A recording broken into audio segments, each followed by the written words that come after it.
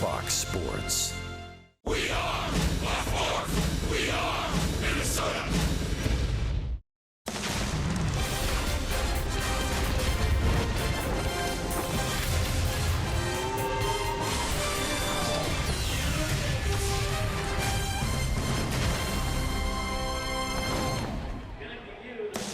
The defending American League champions have not been able to run away with the division. Cleveland has been playing pretty good baseball, though, with 4 straight wins. The Indians now have a 5-game lead in the AL Central. But the Twins, they've been playing pretty good baseball, too. They have won 7 of 8 games, and they're sitting just half a game out of that second wild card spot. And tonight, 2 of the hottest teams in all of baseball open up a 3-game series at Target Field. The Twins are trying to gain some ground on the division leaders. Twins baseball on Fox Sports North is presented by State Farm. And good evening from Target Field in what is going to be a pretty big game and a pretty big series. We welcome you all into Twins baseball tonight. Minnesota just has had that confidence. There have been a lot of guys in the clubhouse who are believers, and it's been that way since day one. Brian Dozier was talking tonight about the wave that baseball sometimes brings and how the Twins are in it right now, and they're just trying to ride this wave as long as possible. And they're hoping it lasts through this series. And we'll get you started with the series setup. Well, Cleveland's been pretty comfortable here at Target Field going back to last season, winning 8 straight games. They've won all 7 of the games at Target Field so far this year. But the Twins bats are hoping to put an end to that. The offense has been fueling the team during this run with a .318 combined batting average and almost 7.5 runs per game. And Eddie Rosario has been at the heart of that offense. In the last week, he hit .444 with 4 home runs, 9 driven in.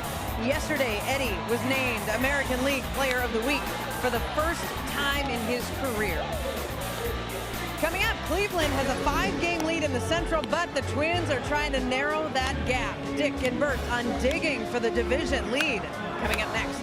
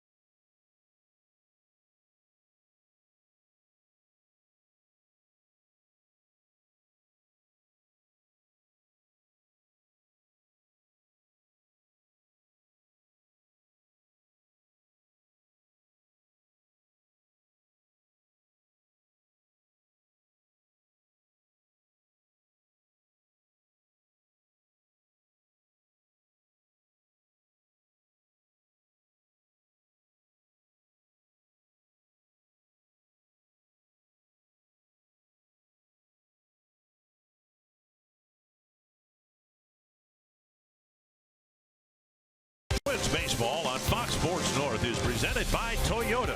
The national clearance event is going on now. Toyota, let's go places. By CenturyLink, connecting you to the power of the digital world. By Sanford Orthopedics and Sports Medicine, for the everyday competitor in all of us. And by Dodge. Join the Brotherhood of Music at the Dodge Summer Clearance event going on now. A couple of weeks ago, Tom Kelly joined in the celebration dedicating his new statue. Today, he's celebrating a birthday. So we'll start tonight with the important stuff. Happy birthday, TK. Opening game of the homestand, and the Indians will send a hard-throwing right-hander who picks up a lot of strikeouts. These days, that's Danny Salazar. 20 years ago, it was Bartolo Colon fitting that description, and he is something else now for the Minnesota Twins. Dick Kramer welcoming back Bert Blyleven to the broadcast booth, and you can relate to what Colon's gone through. You were, 41 when you retired, and the stuff isn't there, but you got to get by with a little more finesse sometimes. Yeah, and that's exactly the word you have to use is finesse. You know, Bartolo Colon's not going to blow anybody away like he did back in '97 when he first came up with the Indians. He relies on control. This guy's pitched a lot of innings, over 3,300 innings in the big leagues. He's averaged only 2.5 walks per 9 innings. Especially coming off 2 starts, his last 2, a complete game, and then the 7-inning shutout against the Brewers in his last start. You know, this guy right here, what he's going to have to look at is a Cleveland Indian ball club that has some very good hitters in it, and one of those being Jose Ramirez. This guy has pretty much punished the Twins so far in the first, especially the 7 games here at Target Field. So one of his goals, get that guy out. Who would have thought it that the Twins' best pitch games in the month of August would come from a guy who wasn't even with them in July? Bartolo Colon will take the hill to get this homestand and series started.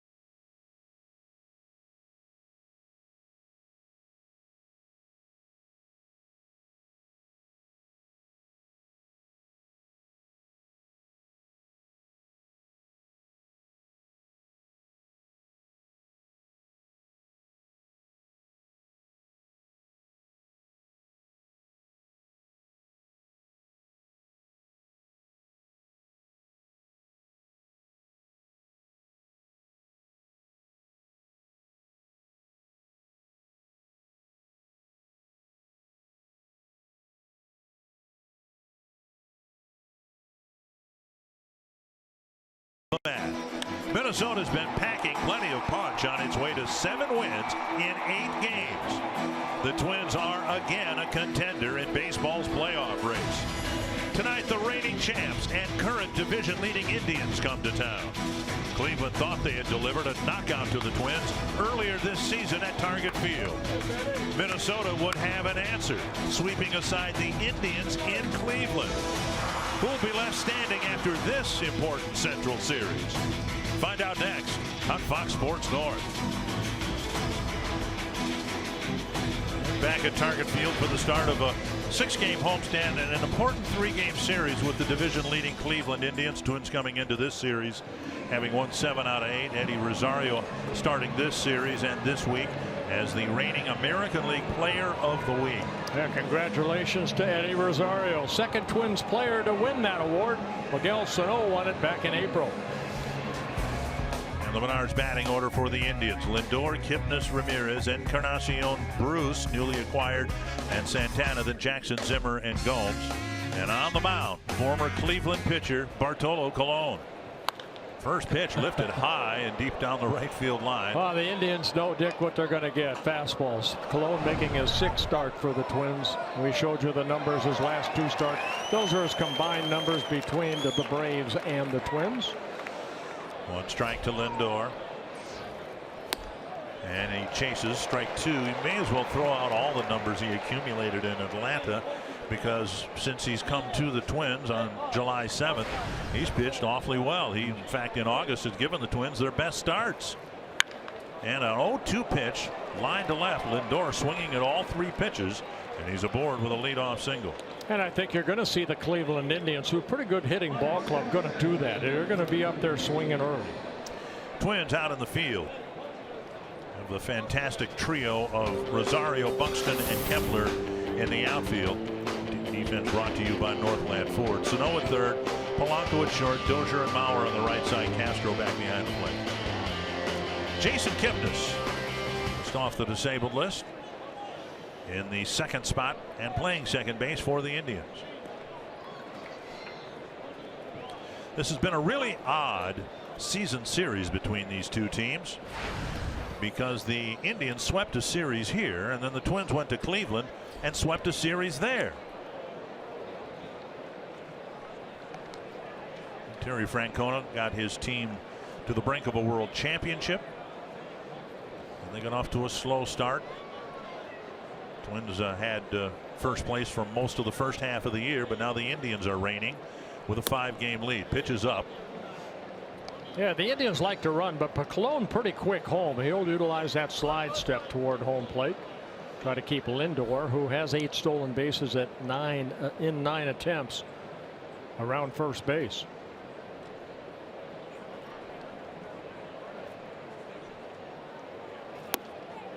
Strike called, 1-1.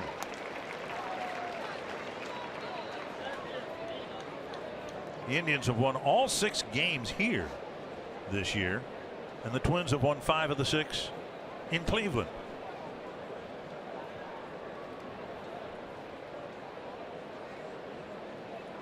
And Lindor got back. So says Larry Vanover.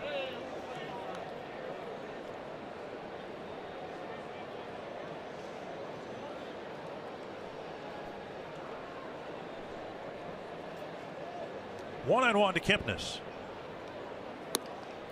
Fastball is up. Kipnis has had an assortment of injuries this year. Shoulder in spring training. All sorts of things have gone wrong. Now the Indians are hoping that they can keep him locked in. Yeah, the average down for Kipnis at 225, but a spray type hitter does have occasional power. And Colon committing a balk, and Lindor will walk to second base. Looks like he wanted to throw to first, and his spikes might have gotten stuck.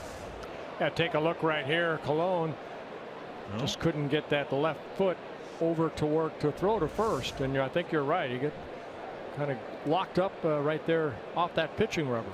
2-1 to Kipnis. Swinging a foul, 2-2. Indians are 8th in the league in scoring runs. The Twins are 9th. Both teams are very good defensively. The biggest difference between these two teams, and the reason the Indians are enjoying a 5-game lead, is the pitching. Yeah, their starting staff, the Indians starting staff, has been outstanding as of late. 2-2 to Kipnis. Chip behind third. Sano going back, and he's able to make the catch, one away. Nice over the shoulder catch by Sano. Don't know if Rosario would have been able to get there. So it was a big guy that had to go out to short left field and make the nice catch. Concentrating on that baseball. Open that glove for the first out. Now Jose Ramirez, who we showed you, has really enjoyed hitting against Twins pitching this year. He's enjoyed hitting against a lot of people. Yes, look at those has. numbers: 312, 18, and 58. Switch hitting third baseman, hitting .316 as a left-handed hitter, .304 as a right-handed hitter.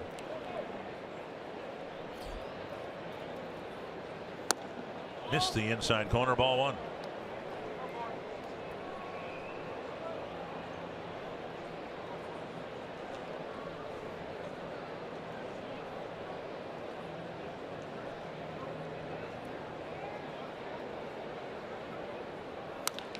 High fly right field. Kepler to the corner. And the catch. Lindor will tag and go to third. 2 down. As a Twin, Colon came into the outing tonight with a 2-1 mark and an ERA of 4.02. The team ERA is 4.73.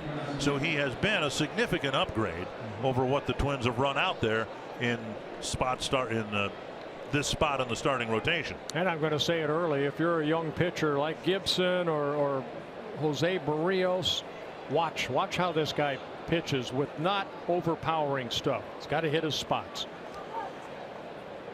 Especially against this guy. Edwin Encarnacion's really been pounding the baseball a lot lately. Runner at third, 2 down. Outside, ball one. Encarnacion with 26 home runs. He's in his first season with the Indians, 12 seasons with the Toronto Blue Jays, where he made the All-Star team 3 times. Inside 2-0.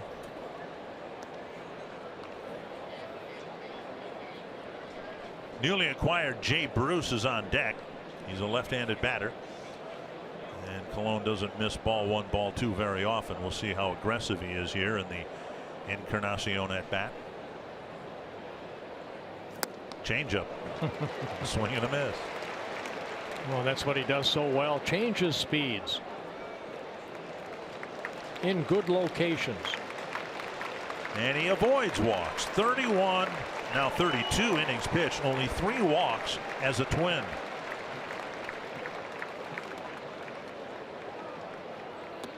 Three and one. And that looked like a rare slider by Colon.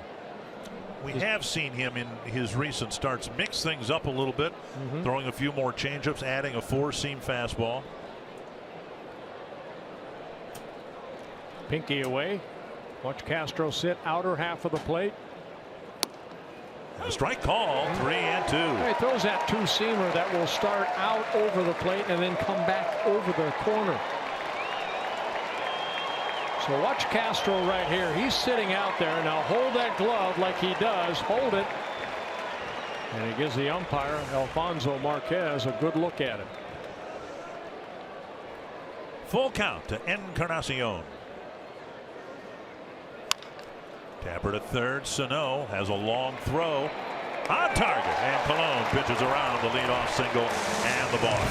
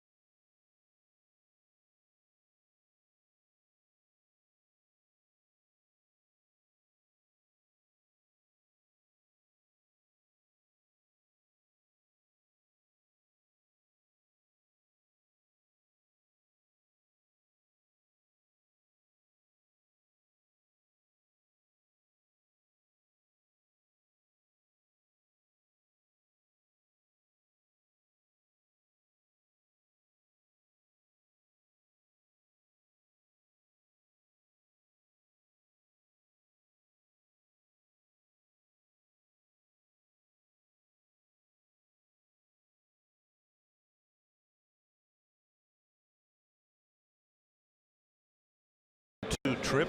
They're now 32-24 on the road. The Menards batting order for the opener with the Indians. Brian Dozier, followed by Max Kepler, Joe Mauer, Miguel Sano, Eddie Rosario, Robbie Grossman, Byron Buxton, Jorge Polanco, and Jason Castro. And on the mound, that'll be Danny Salazar tonight, making his 100th major league start. And you know what? You go into a ball game, Dick, you know who your mound opponent is. Both these guys, Colon and Salazar from the Dominican Republic.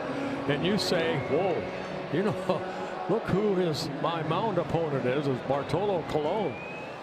7 wins behind Juan Marichal on the all-time major league win list from pitchers from the Dominican Republic. Salazar starts Dozier outside, ball 1. Salazar's second start against the Twins. He defeated the Twins 3-1 back here in April.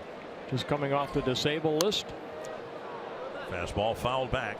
Since coming off the disabled list, Salazar, 27 years old, from the Dominican Republic, been pitching very well. He's 1-0 over his last 4 starts with an ERA of 1.42. Allowed only 15 hits. He's a strikeout pitcher in 25 1/3 innings with 36 strikeouts. 1-1 to Dozier. Wrapped to third, picked up by Ramirez, and Dozier's retired 1 away. Mentioned the Indians are really good out in the field. They've got a little fluidity in the outfield right now. So they've got Austin Jackson in left. Michael Brantley's hurt. Bradley Zimmer, their outstanding rookies in center. Jay Bruce, who's just acquired, he's in right. Jose Ramirez, Francisco Lindor, Jason Kipnis, Carlos Santana in the infield, and Yan Gomes behind the plate. 1 away, and now Max Kepler.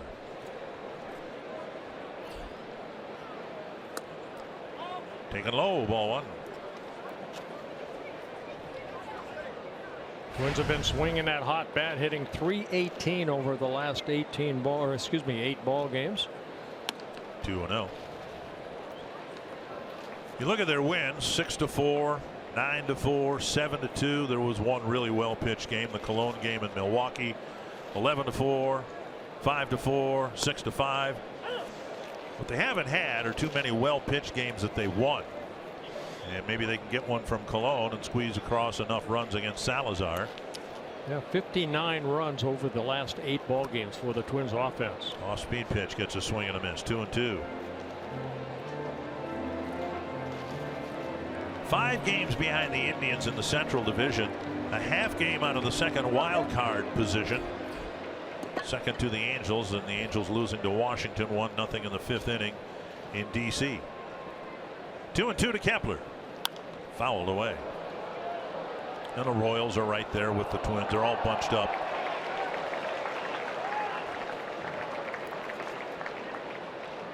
The Twins right now locked in on the division race. They know they need to win this series to pick up any ground on the Indians. Kepler takes one in the dirt, 3-2. Mauer on deck. That's the pitch right there. Has given Salazar some problems. That split finger. He's got a good split finger, but what they want him to do is throw more fastballs and then mix in that hard curveball that he has. And he's been doing a good job, as I mentioned, as of late. Put on a disabled list about 6 weeks with some right shoulder soreness. Pulled, foul. Kepler's joined in the fun with a really good last week. Paling in comparison to Eddie Rosario, but still a pretty good week. You know what? The Twins have been hitting that long ball too over the last 8 ball games where they're 7-1. 16 home runs hit. 3 of them by Kepler. Full count again to Max Kepler. Jam shot and a dribbler to third. And Ramirez makes that play. 2 down. Before Mauer's at bat, let's find Marty Gellner.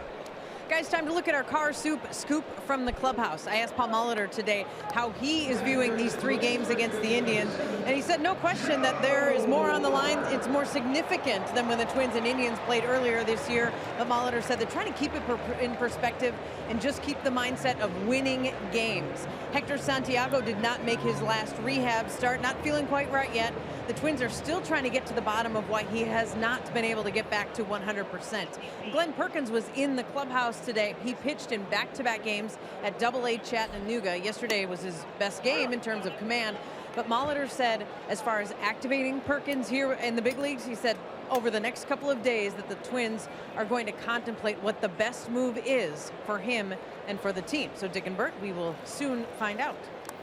Yeah, thank you, Marnie. Mauer takes a ball 1-1. Perkins was clocked last night 89 to 91 miles per hour, and one of the options might be to send him to Rochester, the next level up. A lot depends on what happens here and how extensively or not extensively the bullpen's being used. You got to remember too, Dick, in a couple of weeks the Twins can expand their roster, so maybe a move may not be made until then for Glenn Perkins, but we'll wait and see. 2-1 to Mauer. Twins trying to make Salazar work here. This will be the 15th pitch of his first inning. Yeah, Joe, good numbers against Salazar. 9 hits and 21 at bats with a home run.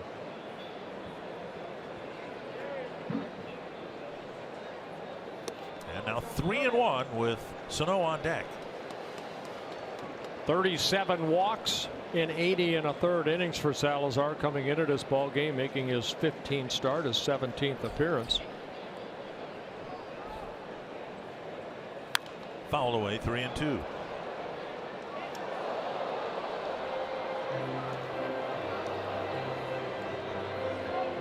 Twins were last in first place when they beat the Indians in the 3rd game of the series in Cleveland on June 25th. And the Twins went on to lose 5 of the next 6, and the Indians took over first place and have been there ever since. Off speed pitch, splitter, strikes out Mauer, and the Twins go down 1-2-3 in the first.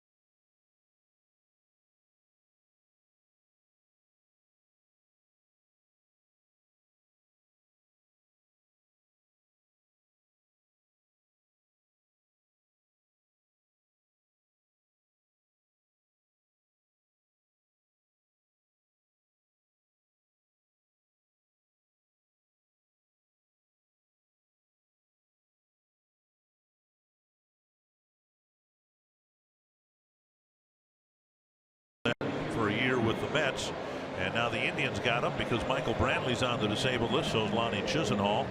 So the Indians went out and got the veteran corner outfielder. Ankle problem this time around for Michael Brantley, and all the Indians had to give up to get Jay Bruce was a Class A prospect, and it's Bruce leading off the 2nd inning. First pitch strike. Yeah, these guys were teammates together in New York with the Mets. It was toward the end of last year. 1 strike to Jay Bruce. High fly, right center field. Buxton back at the wall, and now he's got to play the bounce, and Bruce will go to second with a leadoff double. Bruce driving one to the scoreboard in right center, and he's aboard, and the Indians have another leadoff hit. Yeah, what Bruce brings with him is a pretty good average in his career, but a lot of home runs. And showed off some of that power right there. That's his 23rd double of the year, and his 3rd with the Indians. So Buxton waiting for the carom, and the carom goes right into his glove. He gets it back in, but Bruce at second with nobody out. And now Carlos Santana.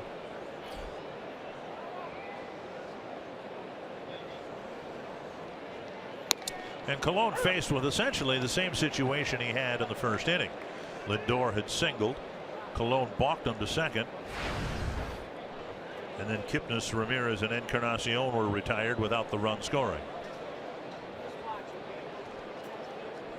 1 strike to Santana. And now a ball.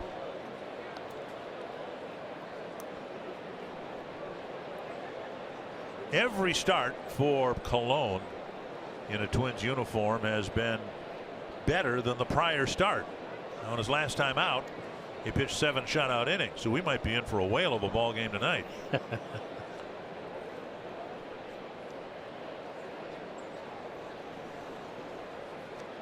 Well, Colon knows exactly what Santana's trying to do, and that's try to get something that he can pull toward the right side of the field. Outside 2-1. And most of the pitches out over the plate, away. Colon in his last start, 7 shutout innings. Start before that, a 9-inning complete game, but he gave up 4 runs. Still got the win. And a good outing against Oakland the start before that. Outside now 3-1. With Jackson on deck.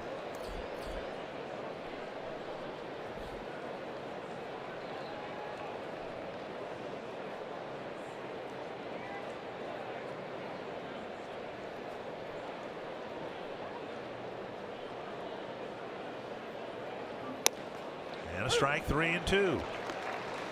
And staying outside.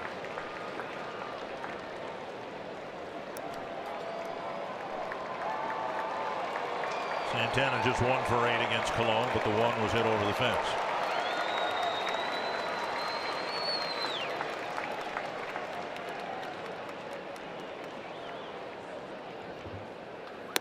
And he walked him. A rare walk by Colon.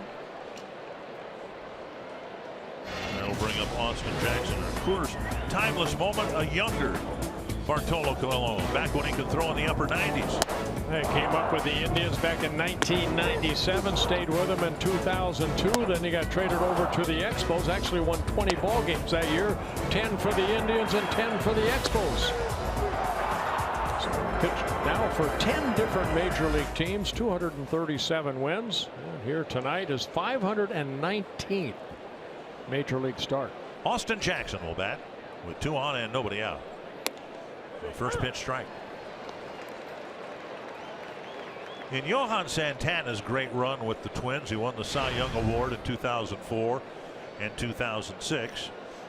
And when asked which year was his best year, Santana would say 2005, when Colon won the Cy Young Award.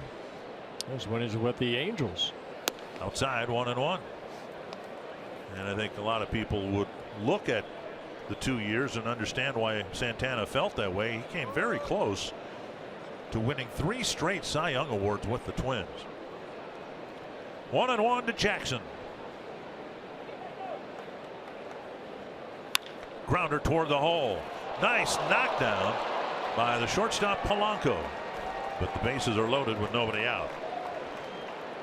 Almost a tailor-made double play grounder, but toward the backhand side of the shortstop, and the bases are full. Yeah, I don't know if Bruce would have been able to score, but maybe saving a run right there. Polanco knocking it down, and Bruce has to stay at third base. So bases loaded now for the Indians with nobody out. Third hit for the Indians against Colon. Bradley Zimmer will hit in a big spot here in the second inning. Corner infielder. Well, actually, Sano, the only infielder playing in. Mauer's playing behind the runner at first. Gladly give up a run to get a double play. Fouled back, 1 strike.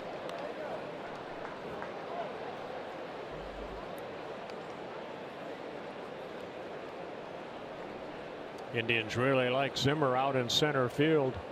Young man in his rookie season. Just 24 years old. Brad Mills, the bench coach for the Indians. Swing and a miss on the changeup. Good pitch, good location. What Cologne needs right here. He'd like to get a strikeout. And he's got a rookie hitter, and you couldn't have a broader spectrum in terms of major league experience than we've got in this at bat. 0-2 to Zimmer.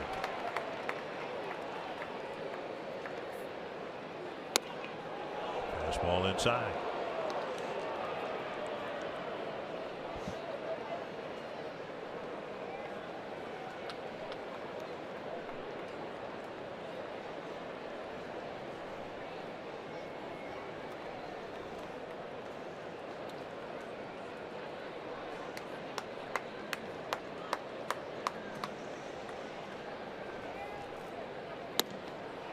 Again, missing inside. Zimmer with 237 strikeouts. Or, excuse me, 237 at bats and 75 strikeouts. One per 3 at bats. Right. And Gomes waiting on deck. And Zimmer with that open stance. 6'5" they list him at.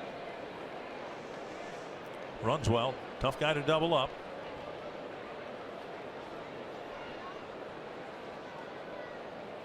And he missed high. And it's a full count with the bases full. A couple times he's kind of tried to air it out right there. He did the same thing when he walked Santana. Left that 3-2 fastball up. Full count to Bradley Zimmer.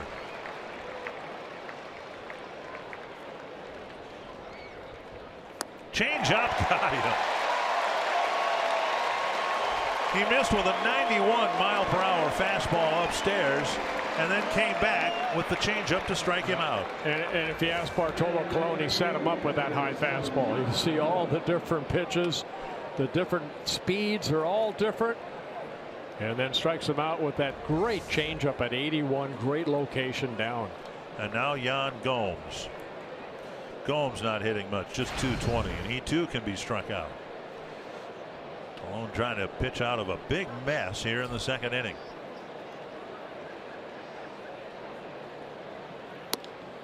Strike one. And this is a guy you'd like to get a ground ball from in Gomes. Just 1 for 8 against Colon. Bounced into 8 double plays this year. And Colon gets ahead 0-1.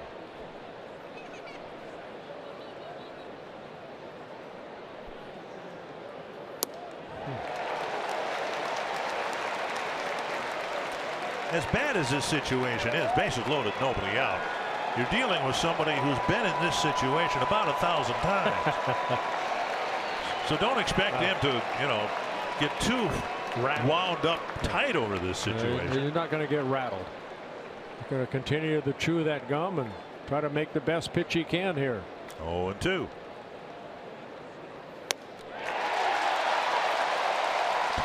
Two down.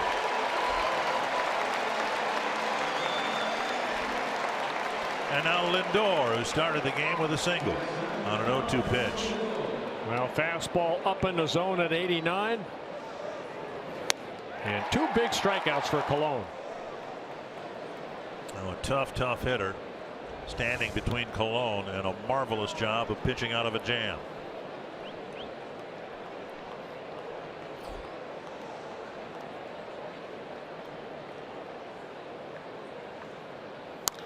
Bounced foul, 1 strike.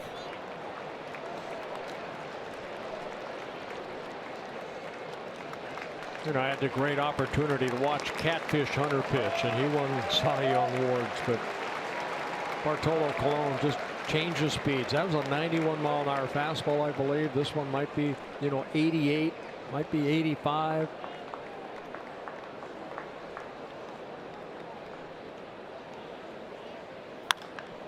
High and deep to center, but Buxton is under it. How about that? The man is absolutely amazing. He filled the bases, got the next 3 batters.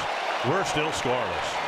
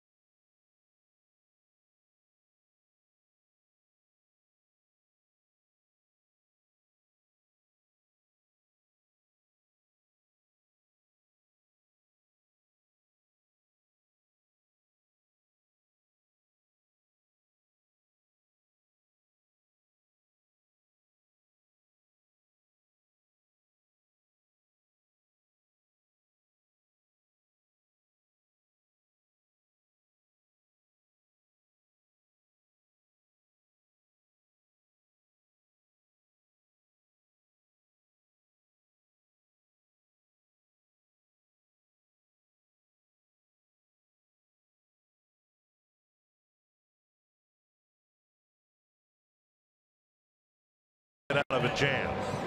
Pitching to the bottom of the Cleveland order in a really ticklish situation. Bases loaded, nobody out. Cologne goes strikeout, strikeout, fly out. We're still scoreless. Here's Miguel Sano to start the Twins second. Up and away, ball one. Sano, Rosario, and Grossman.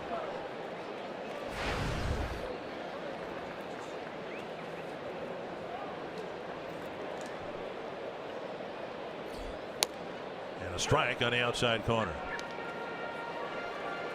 We used to see Salazar at 97. And now I think the top we've seen today is 93. Well, he had that shoulder issue that put him on a disabled list, but still, you know, can be erratic a little bit, but has good movement on his fastball. Came into the ball game 113 strikeouts and 80 1/3 innings. Mickey Callaway, the pitching coach. Strikeout per 9 inning rate, second only to Chris Sale in the American League. Very tough on right-handed hitters. Right-handed hitters coming into this ball game hitting only .205 off of them. Down and away 2-2. The Indians looking now like the team that went to the World Series, almost won the World Series. At the right time of the year, they're really pitching well. They've got their rotation churning out one good game after another. Sano swings through, strike three. Looked like a hard slider right there. Salazar picks up his second strikeout. That'll bring up the American League Player of the Week. That was announced yesterday, and my goodness, that was a no-brainer, wasn't it, with the week that he had? Outstanding. Congratulations to Eddie Rosario. What a week he had. 9 runs batted in, 10 runs, a .444 average. And he was a big reason why the Twins team reemerged as a contending team by going 4-1 on the road, and overall having now won 7 out of 8. Ball one to Rosario. Hook to the right field corner. Down off the base of the wall, and Rosario will dig for second. Jay Bruce with the throw, not in time, and the Twins have their first base runner. You know, I wasn't with you guys on that road trip, but you watch Rosario on TV. He is swinging at everything. Of course, watch where this pitch is. Up in the zone, about letter high. And he turns on it. Did you see him strike out in Detroit on a pitch that almost hit him in the lips? Yeah, it was up and in. I don't know if that was just to try to get out of the way type of swing, but right there, good hustle double by Rosario. First hit for the Twins, his 25th double. And now Robbie Grossman.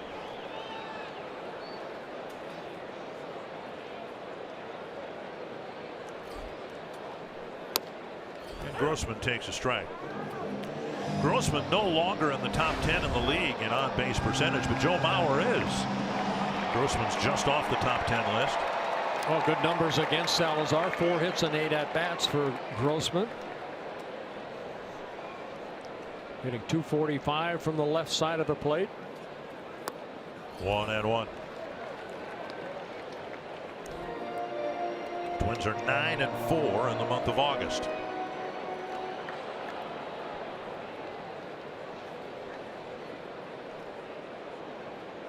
And Grossman, of course, came to the Twins from the Cleveland Indian organization early last year. Checked his swing, 2-1. Grossman was playing AAA ball for the Indians. Had an opt-out clause. Realized he kind of had an uphill climb in the Cleveland organization. Came over to the Twins and got to the big leagues the next day. 2-1. Checked his swing, but it's a called strike. A good fastball away at 96, so pumping it up a little bit here against Grossman.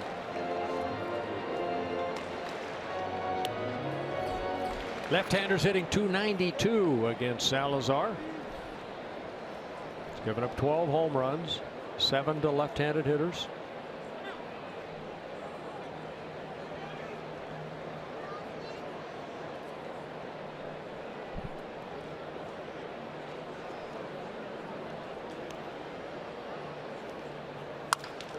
To right field, Bruce hardly has to move, makes the catch. 2 down, and let's get tonight's showstopper from Marty Gellner. Our showstopper is Giancarlo Stanton because he did it again. He hit a home run for the 6th consecutive game. Last night when Stanton hit one, it was the 43rd of the season, which set a new Marlins team record. So he only added to it tonight with number 44. And Stanton now has 23 home runs in his last 35 games. Wow. Unbelievable. It's August 15th. He's at 44 for the season. Buxton with a liner to left, a base hit.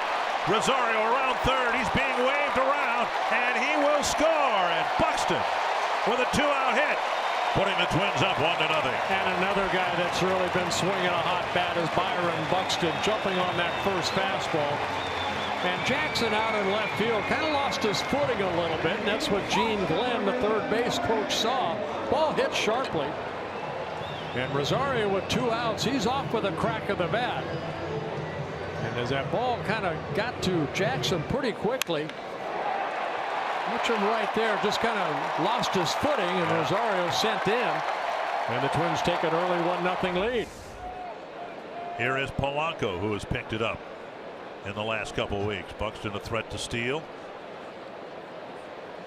Regarding Jackson losing his footing, of course, some of the area in the outfield has had to have been resodded because of the concerts here a couple of weeks ago, but I don't think where he slipped was the area that needed some resodding. That was more out in center and left center.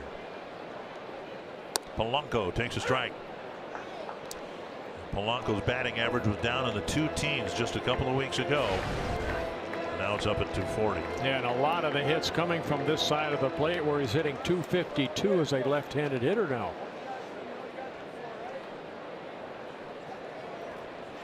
Oh, 0-1. Fouled away, 0-2.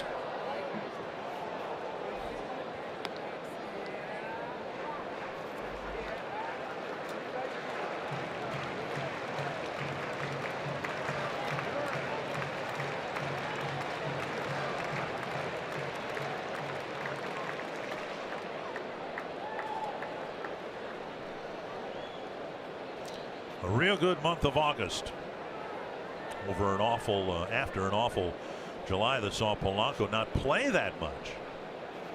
0-2. Paul Molitor asked again about Polanco. You know, everyone thought, well, this guy's going to hit, but where are we going to play him? Short or second, short or second. And then he stopped hitting. And then he didn't play at all, but he said it was a matter of somebody who's used to always hitting, and maybe for the first time in his professional career, slumping, failing, and not really sure how to handle it at this level. Well, that's why Paul, I think, sat him down, let him work a little extra with James Ralston, the hitting coach, and relax a little bit, watch some ball games. 0-2. Buxton goes, and the pitch lifted to right field. And Jay Bruce comes in a few steps to end the inning. Rosario doubles, Buxton singles, and the Twins have a 1-0 lead.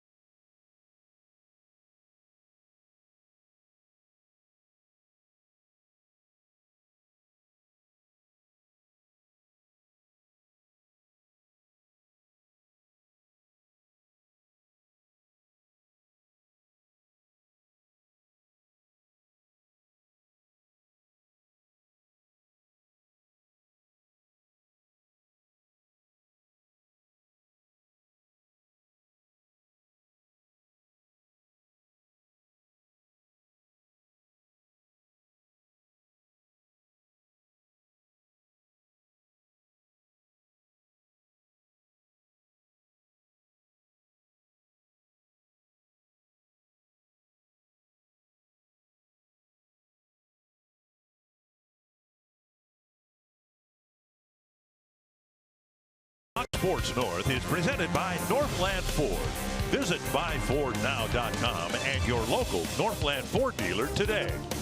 By Grand Casino, the best stories start here. And by Menards. Save big money at Menards on all your home improvement needs. Rosario picking up where he left off last week, and Buxton doing what he's been doing for the last couple of weeks.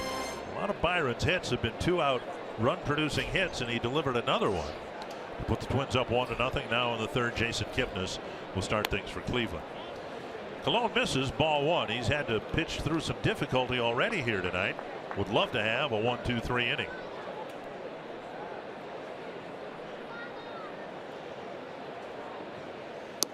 And now missing outside 2-0. I got to get that first guy out right here. Lindor led off the game with a single, and then in the second inning, Jay Bruce led off the second with a double.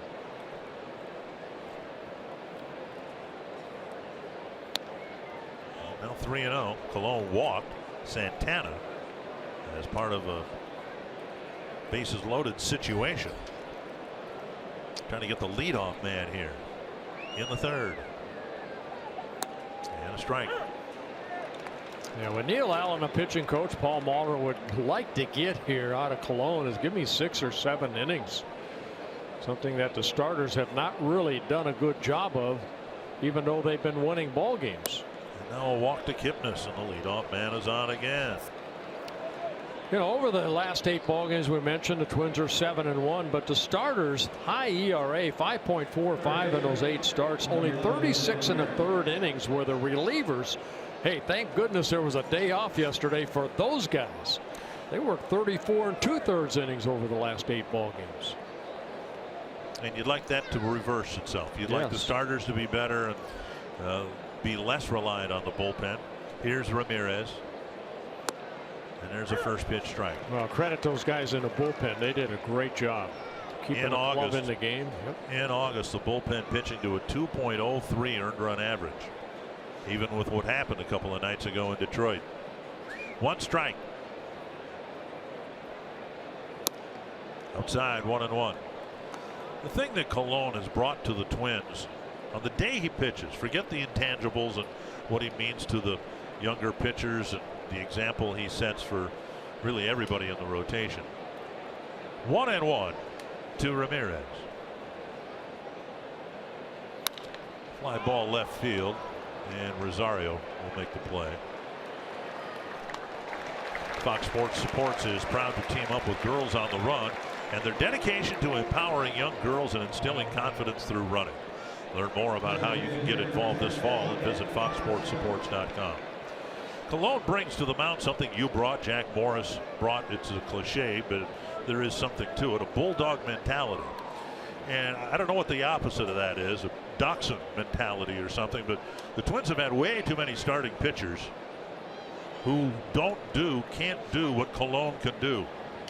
Like he did in the second inning, Dick. Yeah. And I think the big thing is it's that bulldog you have inside, but it's also making the adjustment early that maybe you don't have your best stuff, early on. Now you have to manufacture good pitches. And that's what Colon has done. He's been through the mill. He's had his good games and bad games. Ball 1-1. But it's how quick you can adjust out there. You'd like to go out there with your great best stuff, whatever that is, every time out, but it's how quick you can adjust to the stuff you have. I learned that early on in Fenway Park. They told me I had the best stuff. Buck Rogers told me I had the best stuff he ever saw in the bullpen warming up. I lasted 1/3 of an inning with the best stuff he ever saw. Outside 2-1. You learn early, and Colon has done the same thing. He's going to nit and pick and knows he can't blow anybody away, but he has to change speeds and then sneaky fastball like he did to Yan Gomes to get that big second out. 2-1 to Encarnacion. Tapper up the line, foul. And it's hard to barrel up the ball when you have a guy that constantly changed speeds. Jim Perry did it in 1970 when he won the Cy Young. Jim Perry will be here for the Hall of Fame weekend. He won the Cy Young, 24 wins. See the speed range, high as 92, low as 80.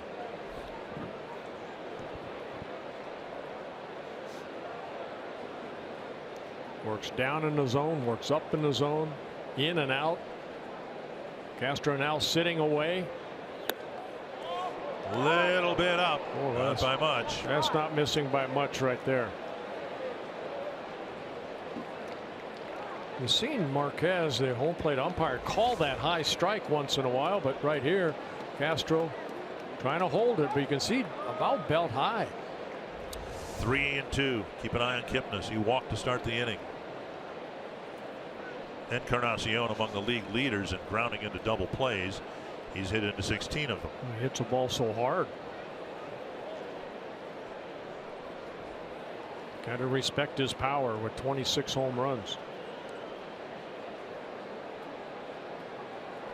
Full count. Kipnis stays put, and it is ball 4, isn't it? And Encarnacion wasn't aware of it. And Colon, who came into this game with just 3 walks as a Twin, has issued 3 walks in the early innings here tonight. Well, it didn't seem that Encarnacion knew what the count was. I'm wondering if he knew it was 3-2 if he had swung at that pitch. I think he thought it was 2-2. Looked like a pretty good pitch down. Bruce hit a towering fly ball off the scoreboard in right center field for an opening double in the second. Well, Bruce has that uppercut swing. He had it with the Reds, had it with the Mets, and he showed it in his first at bat. Outside, ball 1.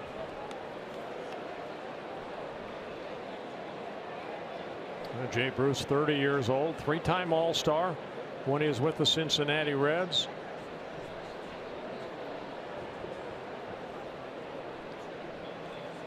One and 0.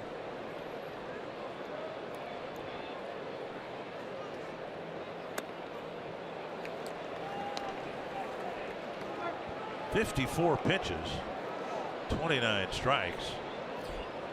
54% strike percentage, which is way below what Colon normally throws. Given up 3 hits, but he's also issued 3 walks. And he's behind a dangerous hitter now, 2-0.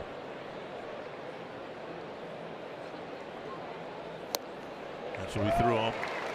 Something down and away, got a swing and a miss. Yeah, not the 92-mile-an-hour fastball. Took something off, a little movement.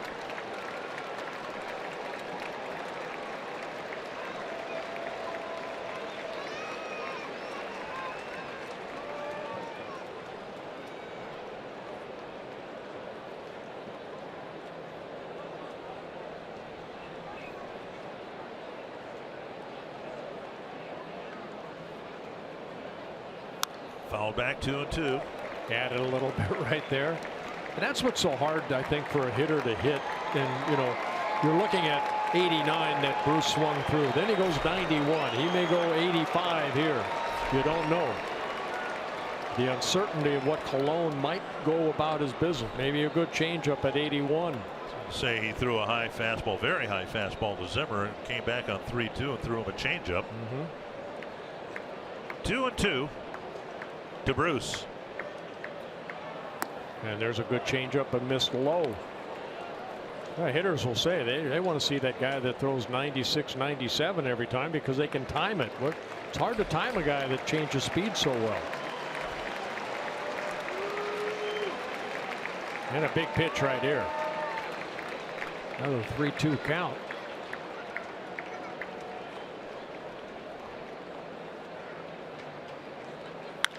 Bouncer to second. How about that? Dozier, Polanco, Bauer with the dig at first. He saved another poor throw, and the Twins end the inning with a ground ball double play. Twins leading 1-0 as Colon weaves his way out of trouble again. And you're watching Twins baseball presented by State Farm.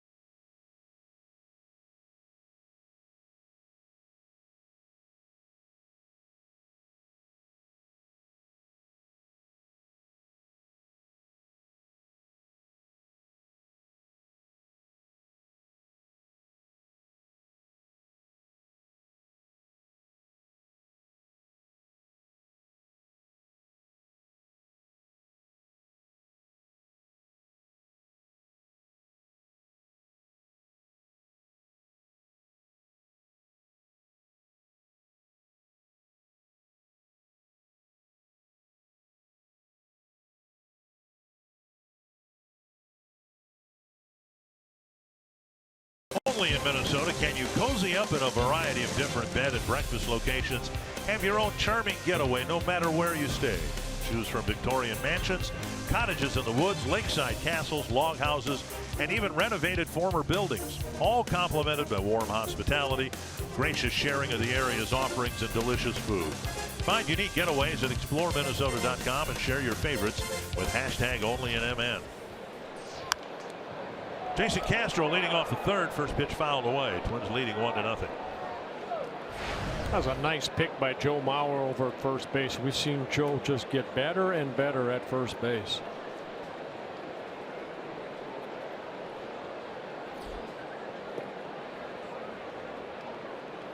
You know, Dick, in today's game with a new rule put in where a base runner cannot go in hard, watch Encarnacion. He's going directly into the bag.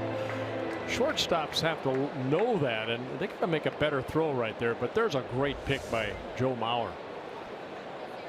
You know, middle infielders, I mean, baseball's basically protecting them. Right, right. Because, you know, Encarnacion could have went out and maybe got his left hand on the bag and taken out Polanco, but he went directly into the bag. I think what you're saying is there's no longer an excuse for somebody not to make a 90-foot throw on target. Exactly. And while you were away last week, we had the sad news to report the passing of Don Baylor. And Don was such a wonderful man and a great gentleman, but on the field on that play, you had a lot of things going through your mind before you ever got the flip from the second baseman. Like, how soft is the left field grass? Something like that. Al McRae was another one. Yes, he was. George Brett was also that way. Bob Allison was one of the great base runners in terms of being aggressive on a slide. Yeah, back then, you know, your job was to take out that shortstop or second baseman so they couldn't throw toward first base. 2-2 to Castro, starting the third for the Twins, then Dozier and Kepler.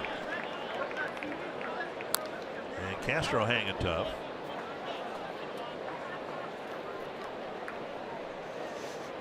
Indians have the third best record in the American League,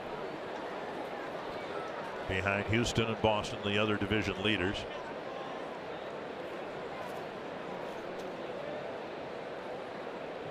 And they seem poised to make another postseason run. They'd like to get Brantley and Chisenhall back in their lineup. Strike three on the outside corner.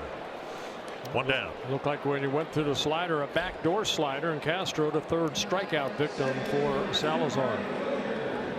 His first call third strikeout. Take a look at the pitch. Didn't have much slide to it, but looked like a strike.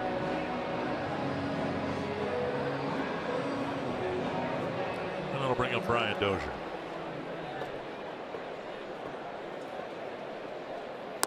Outside, ball one. Dozier bounced out to third his first time up. Nationals leading the Angels 3-0. That's good news for the Twins, because if the Twins win and the Angels lose, the Twins will climb back into the second wild card chair. Strike, 1-1. Angels pretty much doing what the Twins did a few days ago, put together a 6-game winning streak, and in the congested nature of the wild card race, that's all it takes to put you from the bottom, take you to the top. Remember when we had Tom Kelly up here a couple, 3-4 weeks ago, and he said it's the club that's going to win like 8 out of 10. Well, right after that, the Indians, I believe, went on a nice streak, as the Kansas City Royals did. And it kind of pushed the Twins back, but then the Twins won 6 out of 7, 8 out of 10. Strike called 2-2. Again, it's Tom Kelly's 67th birthday. Under the assumption he's watching, we hope that it has been a very happy birthday. Well, happy TK. Happy birthday to you. 2-2 to Dozier. Tapped foul.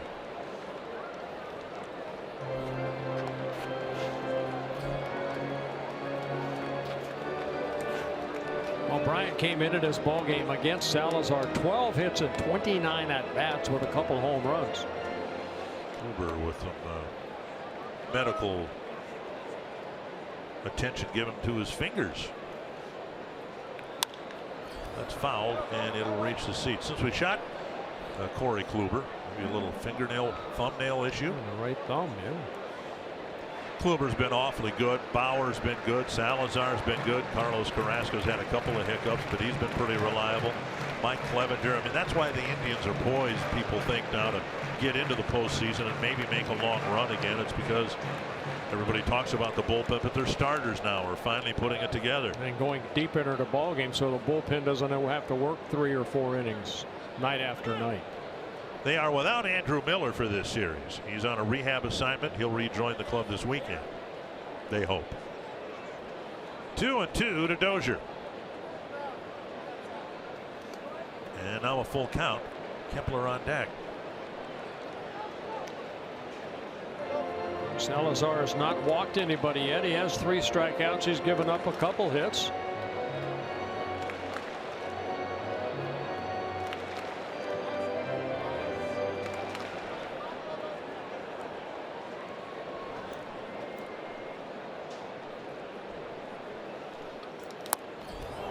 Dozier strikes out on a 95-mile-per-hour fastball. 2 down. Fastball.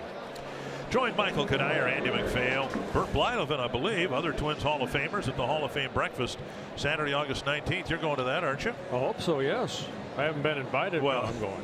The event will include a retrospective program featuring Michael Kadire and Andy McPhail, as well as Q&A sessions and autographs with the 2017 Twins Hall of Fame inductees. To learn more and register, visit twinsbaseball.com/breakfast. Now that's not Michael, but that's a Kadire jersey. Michael will be here this weekend. 1 strike to Kepler. Hit a ground ball to third, his first time up. Strike 2, an off-speed pitch. Big slow curveball right there.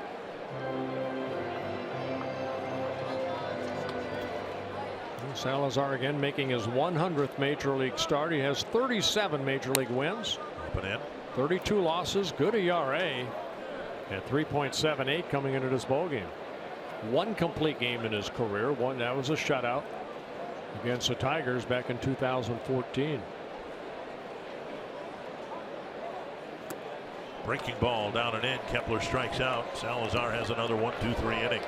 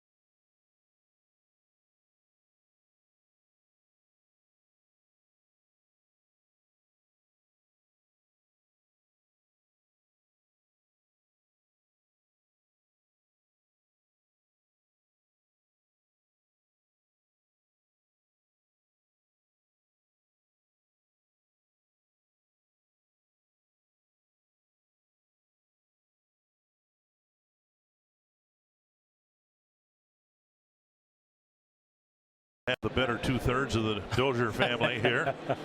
Renee Dozier to talk about a hi. Good to see you again. So much going on this weekend with the Hall of Fame induction and all that, but the Twins' wives have something very special going on as well. The Favorite Things auction again this year. Yeah, our yearly Favorite Things auction. I think the fans are used to it by now, so they get excited. But it's this Saturday, August 19th. The auction's online and it's already live. But the baskets will be out at the game Saturday, right when gates open, and then it ends Saturday as well. I know you guys raise a lot of money for foundations. Who are the foundations? Where the money going this year? This year we focused on teens, and we chose 2 foundations. We have home roots for the home team, which is out at gate 34, and they make the salads at the field. And Threads 14s as well as our second organization. Okay, now Brian's going to have a basket. You let us know what's in it. Well, we're not the most creative couple, so every year he just wants to do hunting stuff. Okay. Hunting stuff, and then a ton of signed items. So I think that's what the fans really like. So everything's going to be orange? Orange and camo. Yeah. Yeah. Camouflage. 1-1. Now, do you have any input what goes into the basket? I usually ask him first, and then that's what he wants, so I kind of go with it. A lot of the wives are very creative, and they kind of start doing it. So when you see the baskets, they look amazing, and it's probably their wife. Oh, for sure. Yeah. Foul back now for the fans who are either going to be here watching on TV or whatever on Saturday. How can they get involved and actually bid on these items? So the link is on the website and also on Twitter, and it's already live, like I said. So you can go, you can sign up and start bidding. So the auction actually closes on Saturday. It closes on Saturday, Okay. yeah. And how many baskets are there? Does every player have a basket? Every player, and we have about 80 items. Deep to right, we got a tie game. Wow. That one hit a long, long way, and Santana, who walked in the second, has tied the game with his 17th home run. Yeah, you can give up home runs and then you give up home runs, and that was one of those that was a no-doubter right off the swing at Santana. Tremendous power. 10th home run as a left-handed hitter. And like you mentioned, Dick, is 17th overall. Target was away, and Colon put it right down the middle. So Santana ties it, and Austin Jackson will bat. He got a single his first time up. So when fans can go online and get the link, as you say, and go online, and they'll be able to see the baskets. Yeah, there's pictures of everything. All right. We also have the paintings like we have every year. I remember we talked about it last time. The signed paintings from spring training, and we have some experiences as well, which are really fun. Okay, I know there's a time frame. When does the auction end? It ends at, right now it's at 8:15 on Saturday. On Saturday. It may change depending on the game, but we'll be tweeting it out so fans can look at that. Yes, check out www.twinsbaseball.com/favorite things auction. Now this, I'm sure it's a project that takes a lot of energy, a little creativity. Yeah. But who came up with this idea? Do you know? It started, we were thinking about 6 years ago, and they've kind of passed it along. A lot of different teams do it as well. Okay. Because the fans like to see the different passions and hobbies of the players. So I think it's really unique. And you get some signed items as well. So we've been doing it for 6 years here. So does Brian have like a jersey in the basket, Yeah, or actually, a signed baseball? We I mean, started last year. All the baskets have a signed jersey Okay. and baseball. Brian has a signed bat and cleats as well. Very nice. So, yeah, we know that's what the fans like. Yeah. Stuff they can't buy. Now, any airline tickets involved in your basket? You know, maybe to come down to your place and spend a weekend? No, maybe next year. Oh, next year. Yeah. Okay. Good idea. You go hunting with Brian. Yeah. For the week. 2-2. Stay at the house. And Dozier can't quite reach it. It goes into right field for a base hit. Okay. Colon having a tough time getting into any kind of rhythm. The leadoff man has reached in every inning, and he's had to throw an awful lot of pitches from the stretch. And Jackson right there fought off a pitch that kind of came running in on him. Picks up his second hit. Waited back nicely. And hit it past the Brian Dozier into right field. Bradley Zimmer will bat. He struck out his first time up.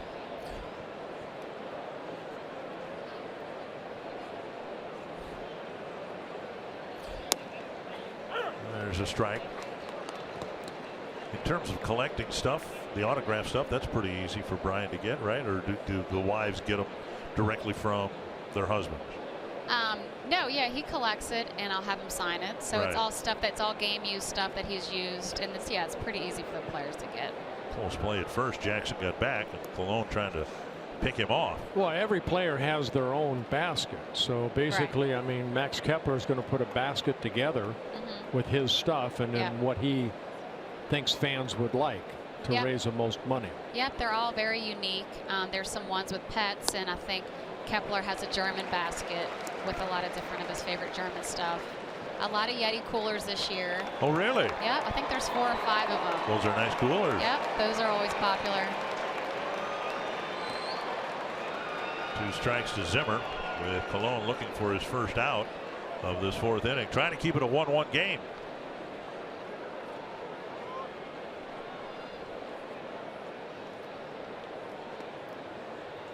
And Zimmer strikes out again, 1 away. Another good changeup. So Colon picking up his 3rd strikeout and getting Zimmer for the 2nd time. The changeup again, wasn't it? Yep, sure looked like it. See the sink on that changeup. I know in past years the baskets themselves were here in the Champions Club, or am I imagining that? We will be at gate 34. Oh, all okay. set up. Yeah, that's where we've been the past few years. Okay. So the fans can come see everything in person, and then you can sign up right there to start bidding. Oh, okay. You get a chance to bid right there. Yep, at the game you can see it, and you don't have to be here to win the basket. They can ship them if you want, if you're bidding online. High pop up right side. Dozier out to right field. Kepler coming in, and Dozier stays with it. That was up in the air a long time. 2 down. Well, Renee, you know what? This is a great thing that the Wives do. But one more question. When the baskets are here, and say on Brian, somebody's already offered $2,000 for his basket, okay? When people walk in and they like what they want, can they go to 2,100 right there at on the spot? Yeah, I mean, they can do it online from their phones. Oh, okay. Yeah. So everything is online. Everything's online now. We started a few years ago. We had it on paper, but it was too hard for the fans to keep up. So now if it's a really windy nice. day too, the paper might blow away. Right. It was what do always you a do? pain. Yeah. But they can see if they've been outbid straight from your phone. So. Well, I know you wives are so important to the success of what's on the field right here, and we thank you. Thank you for putting these foundations and the baskets together. All of you wives. Yeah, we have a great time. There's so much more to do than just baseball. It's kind of on and off the field. So we kind of represent being off the field for our Liner husbands too. to the shortstop Polanco. That ends the inning. The Indians tied up. Renee, thank you very much. Thank you. Thanks for all your hard work on this. It's a wonderful Thanks. project. We'll see you on Thank you, Saturday. Renee.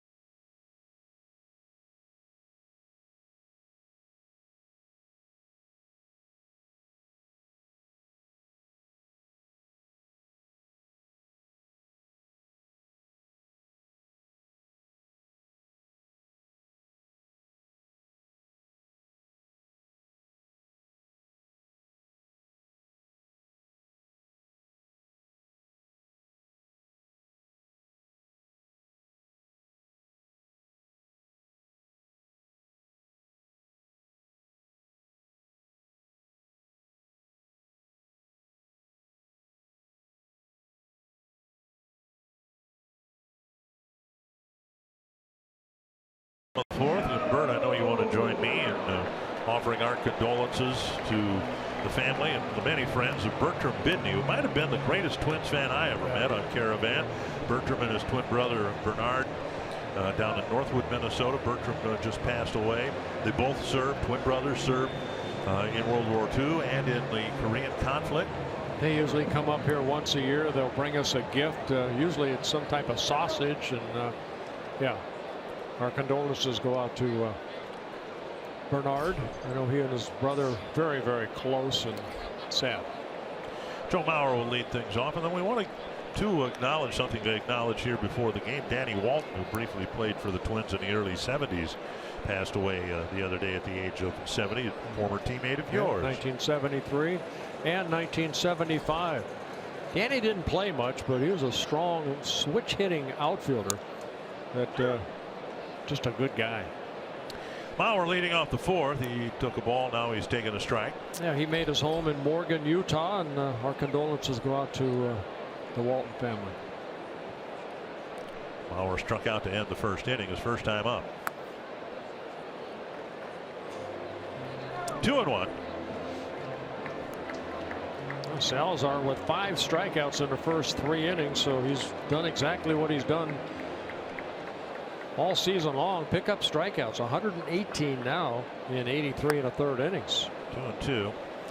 And the Twins did what teams have to do against Salazar. He doesn't give up many hits, so when you get them, you better bunch them together. The Twins got a double and a single in the second inning to score the game's first run. Yeah, good 2-out hitting by Buxton to put the Twins on the board. Inside now, 3-2. Sano, Rosario, Grossman all hoping to bat here in the fourth inning with the game tied now at 1.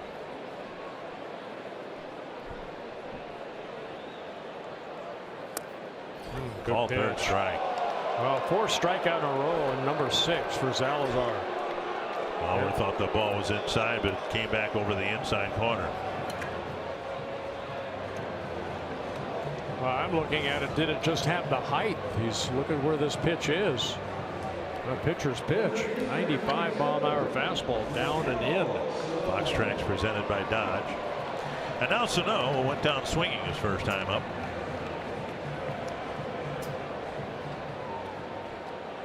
In Detroit the other day, Sano hit a home run, his first since getting hit a couple of times on the left hand by a pitch. And I asked him today where on the bat he made contact with the ball that sailed over the left field fence at Comerica, and he showed me.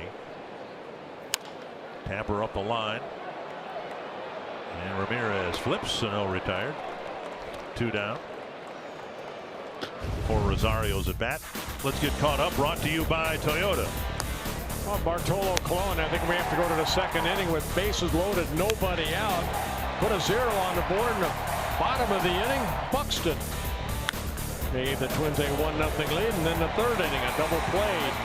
Turned nicely behind Colon. But Santana, with his 17th home run, ties the game at 1 apiece. And in the top of this inning. There's Rosario, hooked a double into the right field corner in the second. He takes ball 1. Just to wrap up the story, Sano told me he hit the ball inside the trademark on his bat, and he thought it was just going to be a little flare in front of the left fielder, and it carried all the way over the fence. That's how strong he is. He didn't think he had anything close to a home run. 2-0 to Rosario.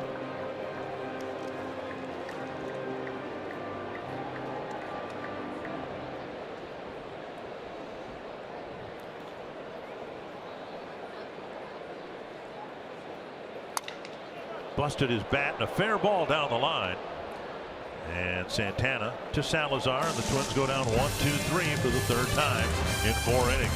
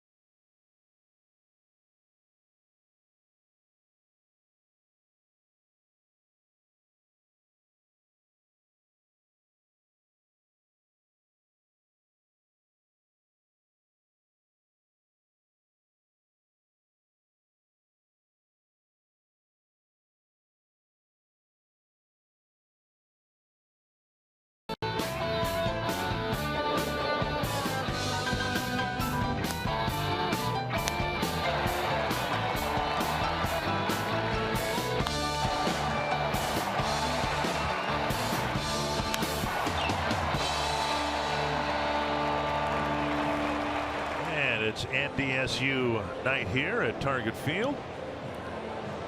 And they are our Mountain Dew fans of the game collectively. Welcome to Target Field. You know, in baseball you have goals. You have short-term goals, long-term goals. For Bartolo Colon, short-term goal, get the first guy out. Ball one. He hasn't done it yet. Not yet. Leadoff single, double, walk, and home run in the first 4 innings. Face Kipnis, Ramirez, and Encarnacion. And he's just missing. He's got to pitch on the edges. We've seen what happens if he doesn't. Santana hit one about 450 feet, and he's just missing his spots off the plate. Just not as sharp tonight as we've seen him, especially over the last 2 starts. But popped up foul over by the tarp and out of play. 2-1. Even right there, Kipnis knew he was going to get a fastball, you know, but it was at 87.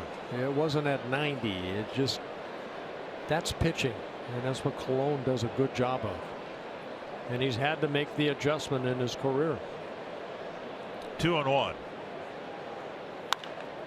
Fly ball right center field. Buxton looking up, and it's gone. A home run. Kipnis hitting his 9th. And the leadoff man gets on and scores again. 2-1 Cleveland. And home run number 9 for Jason Kipnis. He came back with another fastball, looked again at 87. So even though the prior pitch he fouled off over the left field fence, this fastball at 87. And Kipnis getting that uppercut swing. Getting it into the stands out in right center. Ramirez 0 for 2. And there's the corner. And I think what we've seen here tonight, Bert, is how fine a line there is for finesse pitchers. Colon's just missing outside, and when he's missing out over the plate, he's getting hit pretty hard. Now 0-2. For every pitcher who has successfully done what Colon has done, gone from a power pitcher to a finesse pitcher, there's about 100 who can't make that transition. I think one of the best was Frank Tanana. You know, when he first came up with the Angels, he and Nolan Ryan were a great 1-2 punch. Lazy fly to left, and Rosario settles under it. And Tanana, you know, at that time, I mean, he could throw up in the mid-90s in on right-hander. He was tough, but then he had the surgery and ended his career with the Tigers, but he learned how to pitch.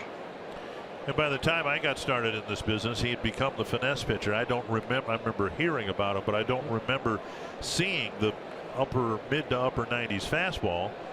I saw the Jamie Moyer fastball. Right. 1 out, and now Encarnacion. That one's hit a long way. Whoa. I think he put it on a tee for him, and he hit it into the 3rd deck, or in the lower 2nd deck, and it's 3-1. Number 27 for Encarnacion. And Encarnacion, who came into this ball game swinging a hot bat with power, shows the power right there. Home run number 27. And from up here, it looked like this pitch was right down the middle of the plate again. Oh, wow.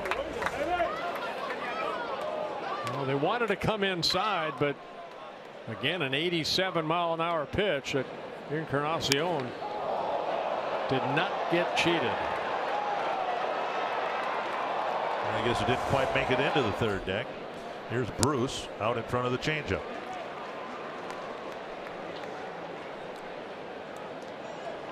The good thing, I guess, and here's a silver lining, or at least an attempt at one, the Indians have had the bases clogged all night long, and the 3 home runs have all come with the bases empty. Inside 1-1.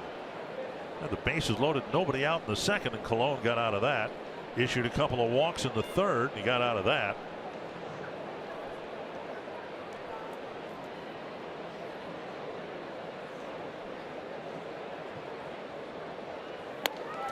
Up and away, 2-1.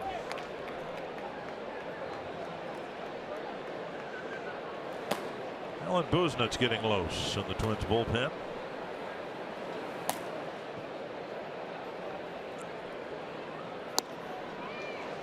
Speed pitch gets a swing and a miss. 2-2. You know, you pitch as long as Colon has pitched. That now he has given up 397 major league home runs. This being his 519th major league start.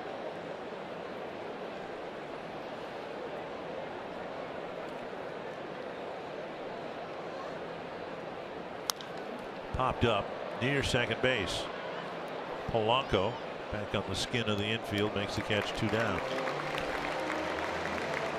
It's important maybe to remember why Colon was brought aboard in early July in the first place.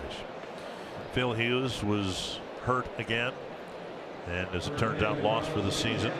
And there are growing concerns about Hector Santiago. Now, Santiago's been trying to rehab, and his rehab assignment has been suspended because things just aren't feeling right.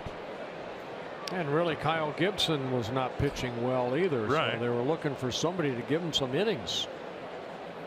Fastball inside. Twins came into the game with a team ERA we mentioned before, 4.73, and to give you some idea why Cleveland is the team to beat, to be chased at least in the American League Central. Their team ERA is more than a run per game less than the Twins, 3.66. Yeah, second best in the American League. Boston at 3.65. Clevenger's been a part of it. He's pitched pretty well. Bauer's really turned it on since the All-Star break. Outside, and the count runs to 3-0.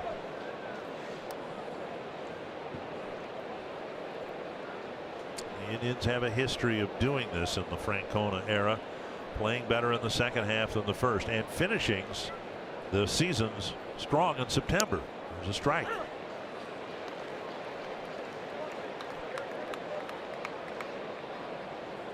Bringing Encarnacion aboard for the first of a 3-year deal. 3-1 to Carlos Santana. Tied the game with a home run his last time up. And he takes a walk, the 4th walk issued by Colon. Yeah, it's a season high for Colon. He had 3 walks when he was with the Mets in a ball game, but not 4. That's his 4th walk here tonight. And coming into the game with the Twins, just 3 walks issued, 1 each in his last 3 starts.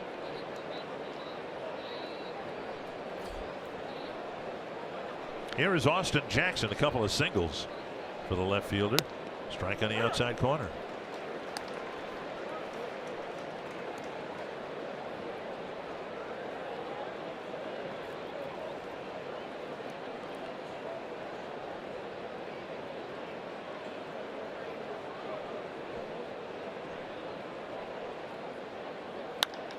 Driven foul down the right field line.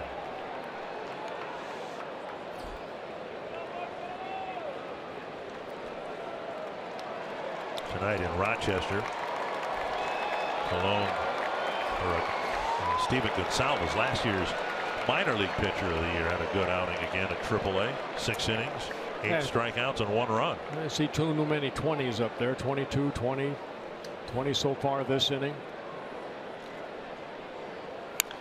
Grounded. Nice stop by Sano from foul territory. What a play! Oh my, oh my, wow! Sano ended up back over by the tarp. A great play to end the 5th inning.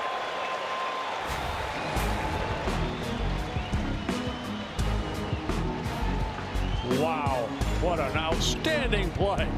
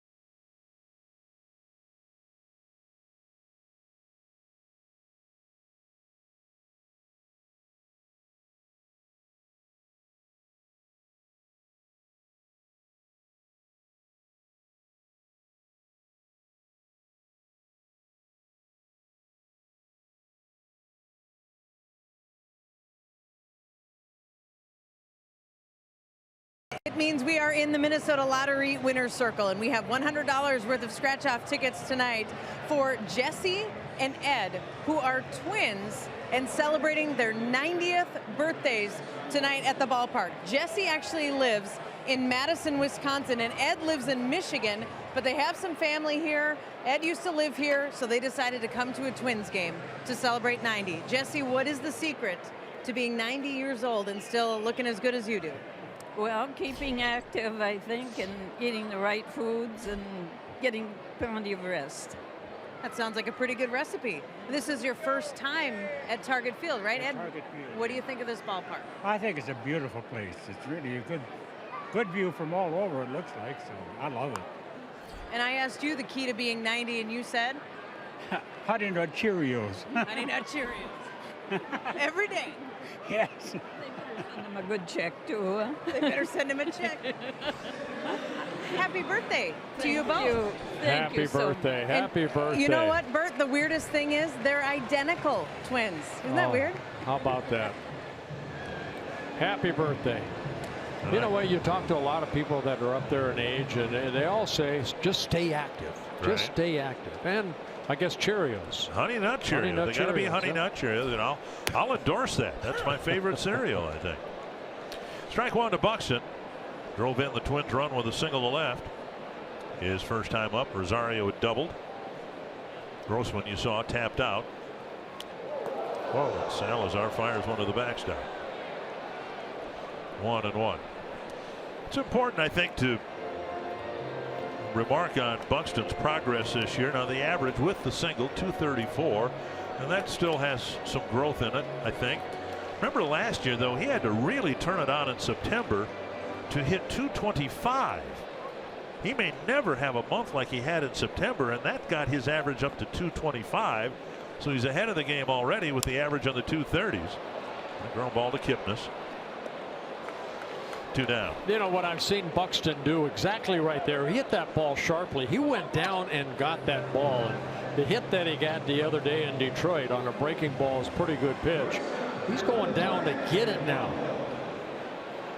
So even though that was a pretty good pitch by Salazar, look at the location.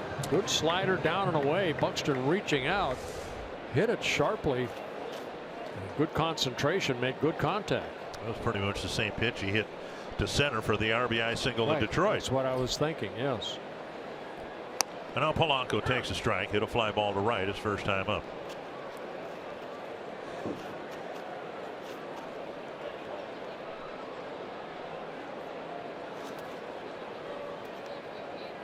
And now down and in, 1-1. Only in the second inning have the Twins gotten Salazar into the stretch position. Rosario hit a 1-out double. Buxton singled. Salazar has been pitching from the windup in every inning since and before. He's retired 9 straight. Off speed pitch 1 and 2. Salazar coming into the ballgame making his 12th career start against the Twins. 4-3 ERA, about 4.5. 1-0 this year in his only start back in April.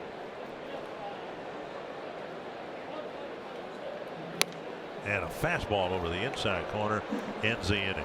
5 innings for Salazar, and 4 of them have been 1, 2, 3 innings. You're watching Twins baseball presented by State Farm.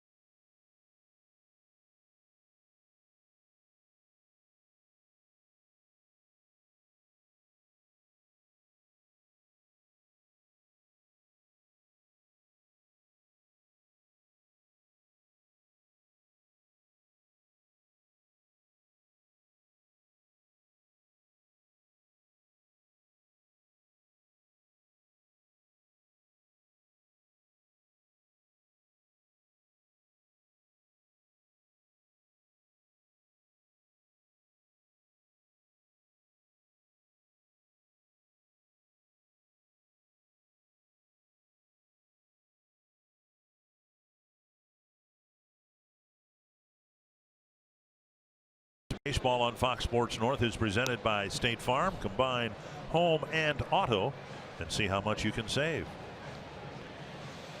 Bartolo Colon just wasn't as sharp as we have seen him. He gives the Twins 5 innings, gives up 3 long home runs. It's a 3-1 ball game. And now Alan Buznitz comes out of the Twins bullpen. Yeah, Buznitz making his 11th appearance. He has 1 win coming out of that bullpen. 14 1/3 innings. 4 walks, 8 strikeouts. Hard throwing right-hander. Good fastball, hard breaking ball.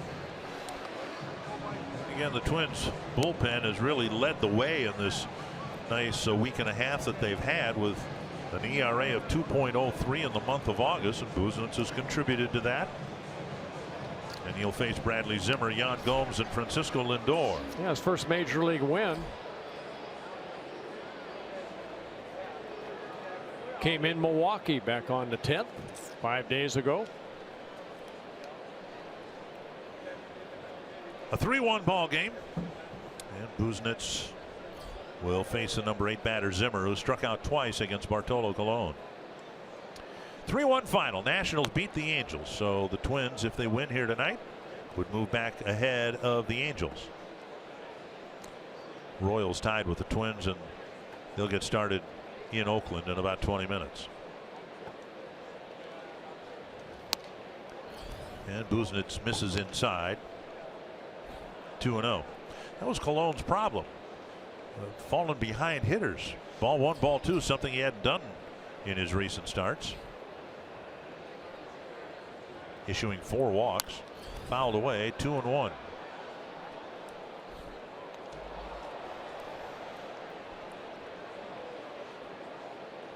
I just watching Colon. He was trying to make the adjustment. He just couldn't find that right groove, especially down and away to right-handers. He's kind of all over the place.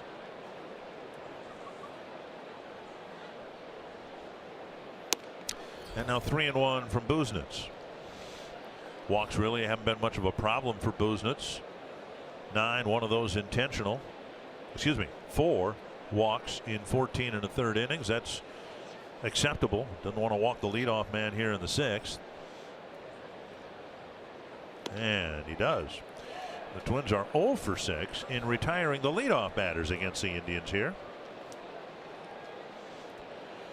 And that'll bring up Gomes.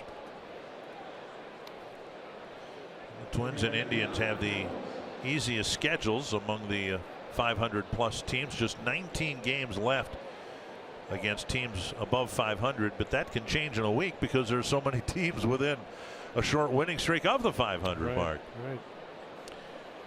Here's Yan Gomes. Gomes struck out in the 2nd and popped up to Dozier in the 4th.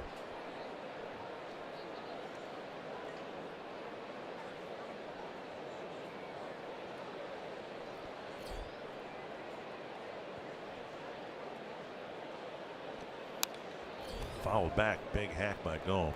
Texas leading Detroit 5-1. Notable only because of the pregame comments by Ian Kinsler, who pretty much let Angel Hernandez, the umpire who ejected him yesterday, let him have it with both barrels. He really ripped into Hernandez and might serve a suspension or get hit with a pretty stiff fine because of it. Well, he's not the first player to say something about Angel Hernandez and his umpiring capabilities. Strike. Or lack of.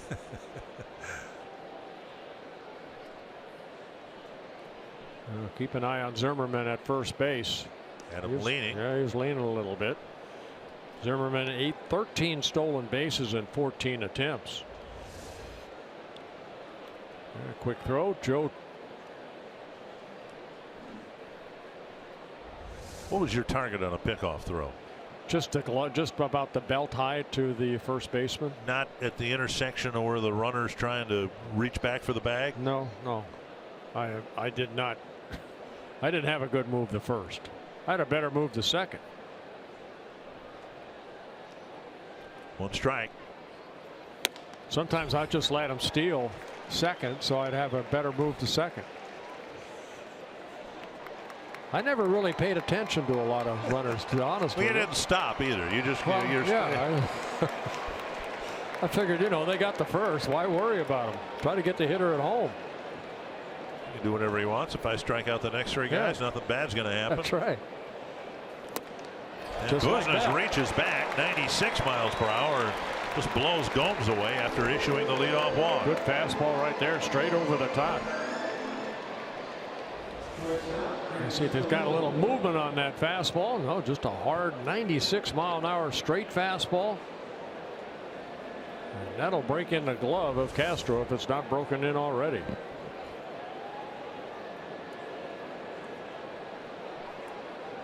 Now Francisco Lindor, single, a fly ball, and a line out to the shortstop Polanco.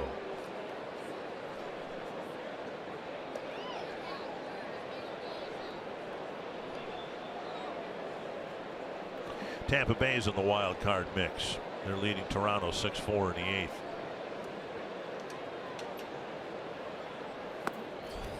Ball 1. You like the 2 wild cards now? I guess I do. One of the reasons I like it is because they have to play each other to climb to the same status as a division leader. Here's a fly ball left center field. Rosario, Buxton, and it is Buxton with the catch, 2 down. You know what I mean? I thought it was terribly unfair for a second place team to be on equal footing with the division leaders when there was just 1 wild card. Right. Now there are 2. They've got to earn their way into equal status, if you will.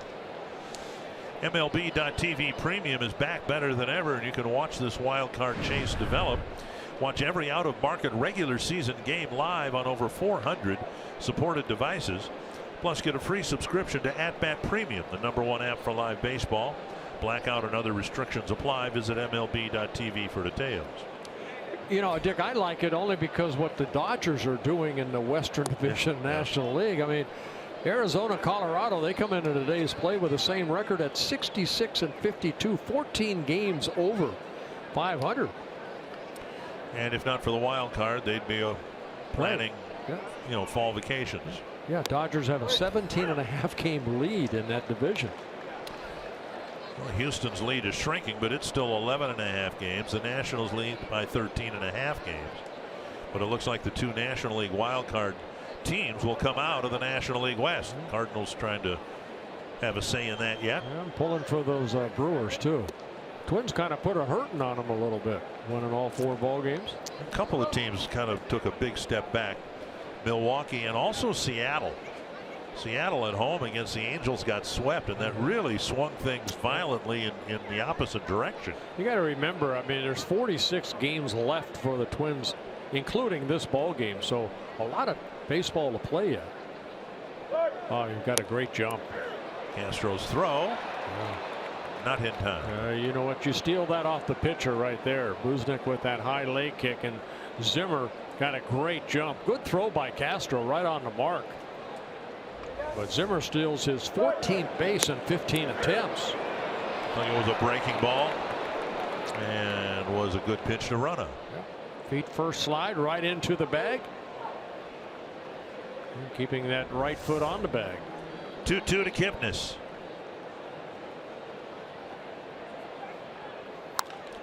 Papa, 96-mile-per-hour fastball, and Rosario calls for it, makes the catch, and it's a scoreless 6th for Alan Buznis.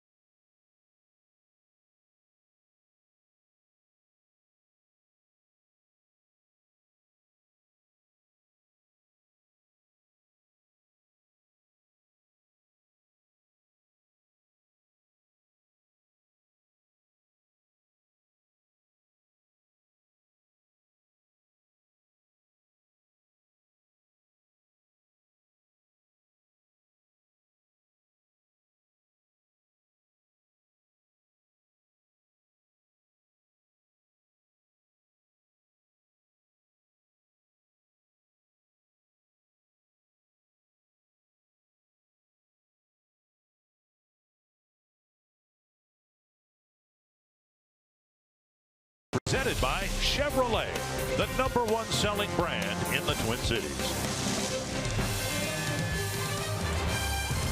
Twins trailing 3-1, haven't been able to do much at all against Danny Salazar. Just 2 hits, but they came in the second inning, a double and a single. So the Twins had a 1-0 lead. The Indians have since clobbered 3 home runs to take a 3-1 lead. And Salazar 7 strikeouts. He's given up only those 2 hits you mentioned. And this will be pitch number 73. Castro checks, takes ball 1. He's retired 10 straight Twin batters.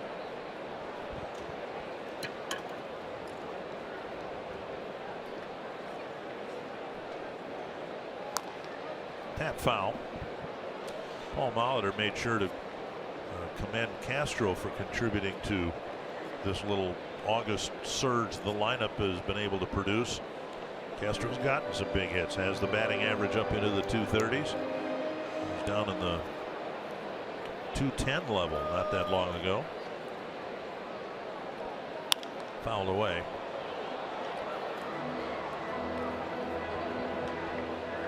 First of 3 between the Twins and Indians. Night game again tomorrow, then a day game Thursday. The Diamondbacks come to town. They're really good, as Bert mentioned, and good to see Ron Gardenhire here at Target Field again. He's the bench coach for the Diamondbacks. 1-2. Castro takes a strike. Second time the Castro's taken a called 3rd strike. Yeah, 8 strikeouts, nor 4 of them on a called 3rd strike. The breaking ball right down the middle. And strikeout number 8. Brian Dozier, he's had pretty good career numbers against Salazar, but nothing tonight so far. A bouncer to 3rd and a strikeout swinging.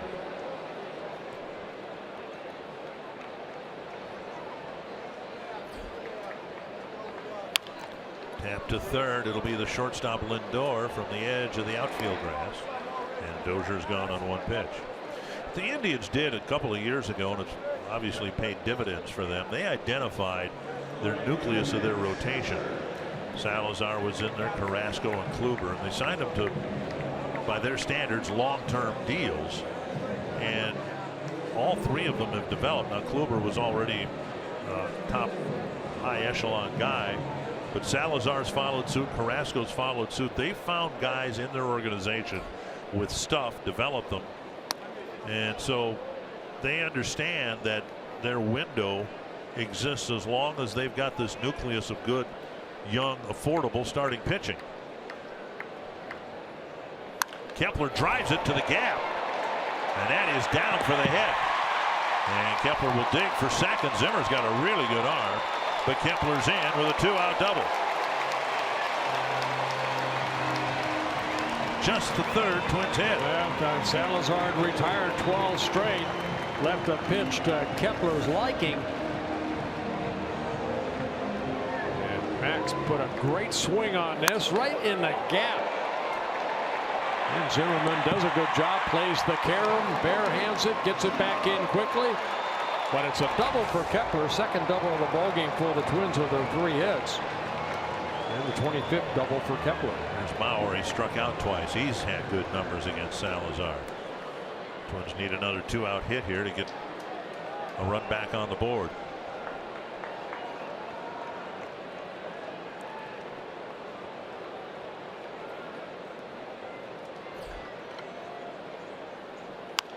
Slapped foul.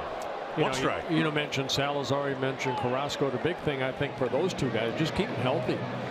Salazar last year had a great first half. 10-3 at the All-Star break last year. Then he had some elbow issues. That put him on the shelf, mainly for the month of September. Carrasco right there, he's had some injuries in his career. This year, Salazar, now it's his shoulder that was bothering him. Tried to pitch through it. They finally put him on a disabled list, and since he's come back, he has been outstanding.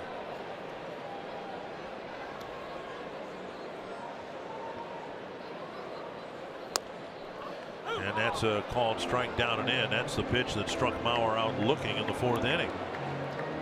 Now it's 0-2. Mauer 9 for 21 with a home run and 3 walks against Salazar. And yet tonight, Salazar has struck him out twice.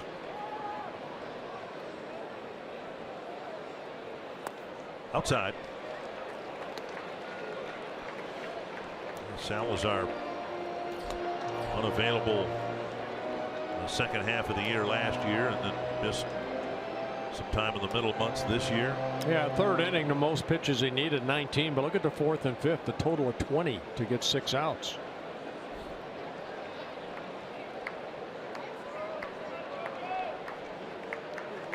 One and two. And Mauer protecting the plate on that off-speed pitch. Still 1-2. Salazar, 27 years old, signed out of the Dominican Republic by the Indians back in 2006. Came up with the Indians in 2013. Spent some time, a lot of time in the minor leagues. Gomes with some words of advice.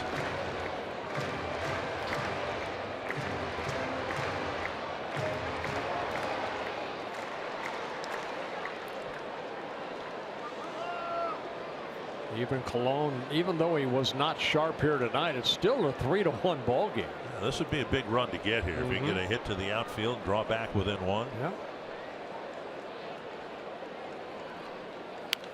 And Mauer protecting the plate again, getting another mid-80s offering.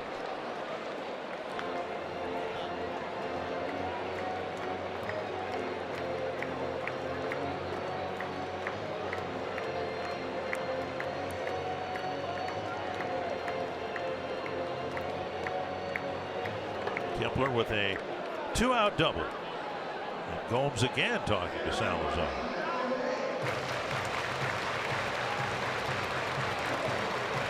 Struck out Mauer on that off-speed pitch in the first inning swinging, and then got him looking at a fastball in the fourth.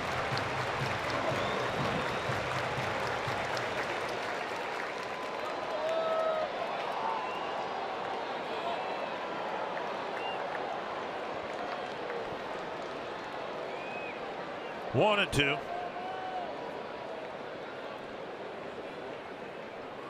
Got him. And Mauer strikes out for the third time tonight, and it's still 3-1.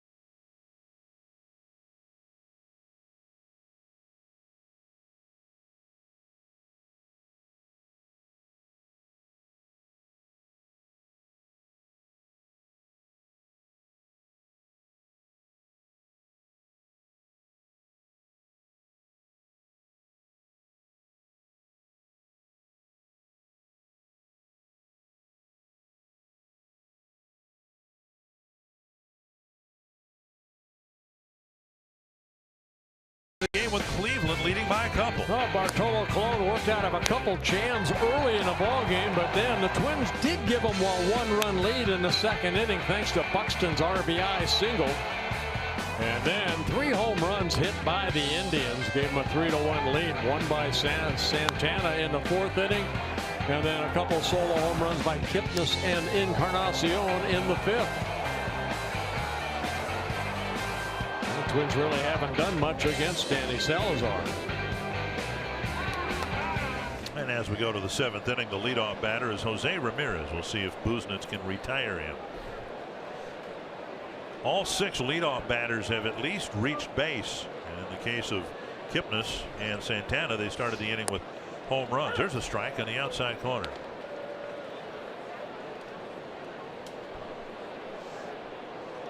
Ramirez with 3 outfield flies. Strike 2 from Buznitz. An improving breaking ball, improving from when we saw him in his major league debut. I mean, this guy's made a pretty strong impression with a power arm and greater command of his secondary pitch. And right there, another one. And on 3 pitches, Ramirez has gone on strikes. And Buznitz picks up his second strikeout. He took all 3 of them. Guy who likes to swing the bat. And he looked at all 3 pitches from Buznitz. Let's take a look at all pitches. Working the outer half of the plate. Box strikes brought to you by Carrier. 1 down and now Encarnacion. Strike 1 at 96.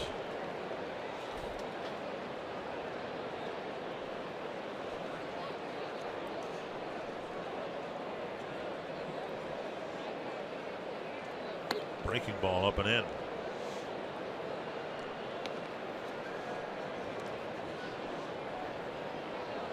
Tony Boucher's getting loose in the Twins bullpen.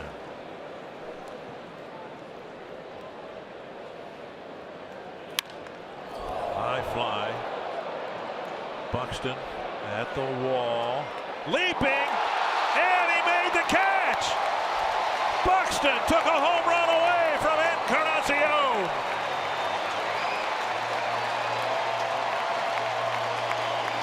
Is he fun to watch or what? I'll tell you what, deepest part of the field right there is 411 feet right by the door of the bullpen.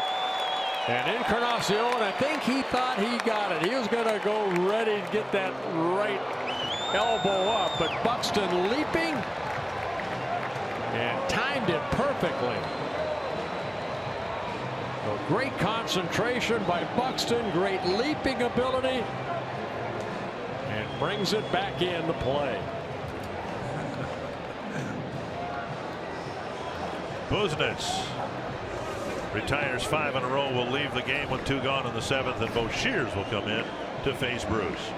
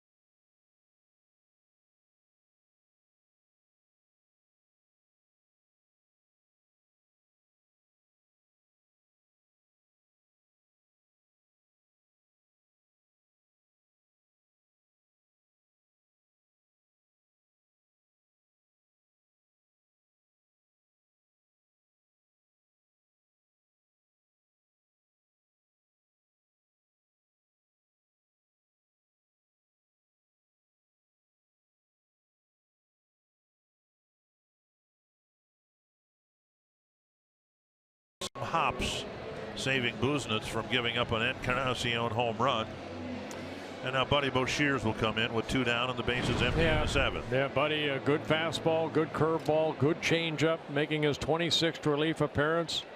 24 strikeouts at 28 2/3 innings, only 9 walks, 1 of those intentional.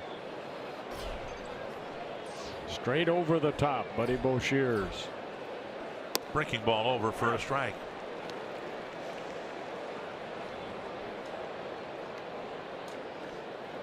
Bouchers giving up just a .200 opponent batting average to lefties.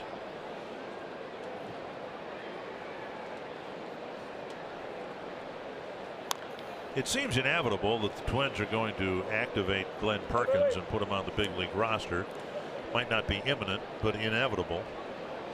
And it'll be curious how Perkins is used and who is sent out at Perkins' expense.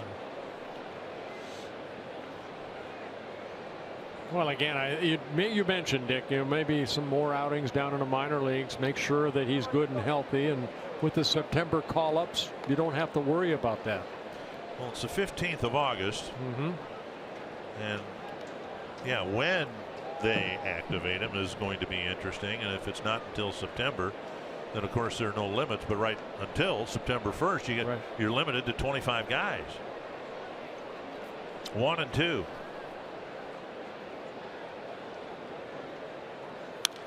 Pop foul and out of play. I guess the point is Taylor Rogers has certainly done his job from the left side, and Boshiers has been serviceable as well, particularly against lefties. I think he's done a good job. I really have. When I'm not here, I'll watch him on TV. He's got a good breaking ball, mixing in a changeup. 1-2 to Jay Bruce. 2-2. Twins with Rogers and Boshiers from the left side. Buznitz, Presley, Hildenberger, Duffy, Belisle, G from the right side.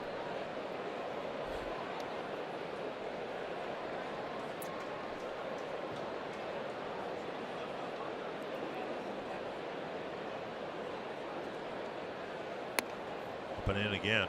Usually when a bullpen performs like the Twins bullpen has performed, you'll hear someone say, either the pitching coach or relievers themselves, well, we know what our role is. That's hardly the case for this group. You don't know from one game to the next who the closer is going to be. Paul Molitor matching up, Rogers in the 7th or 8th, depending on, what the lineup looks like. And now Boshiers issues a walk to the man he was supposed to get. And that'll bring up Carlos Santana. Again, the starters just haven't gone deep enough. There's Sandy Alomar Jr., first base coach, talking to Jay Bruce. But again, the last 8 ball games, you have to look how well they have pitched and the innings that they have pitched. 1.82 combined ERA. Bushnick, an inning and 2/3 of shutout baseball here tonight. And Boshiers trying to get the final out here in the 7th. Switch hitter Carlos Santana. Homer from the left side of the plate earlier tonight. And now a big swing and a foul. He's one of those hitters that does not get cheated. He's only hitting .225 as a right-handed hitter, but 7 of his now 17 home runs as a right-handed hitter.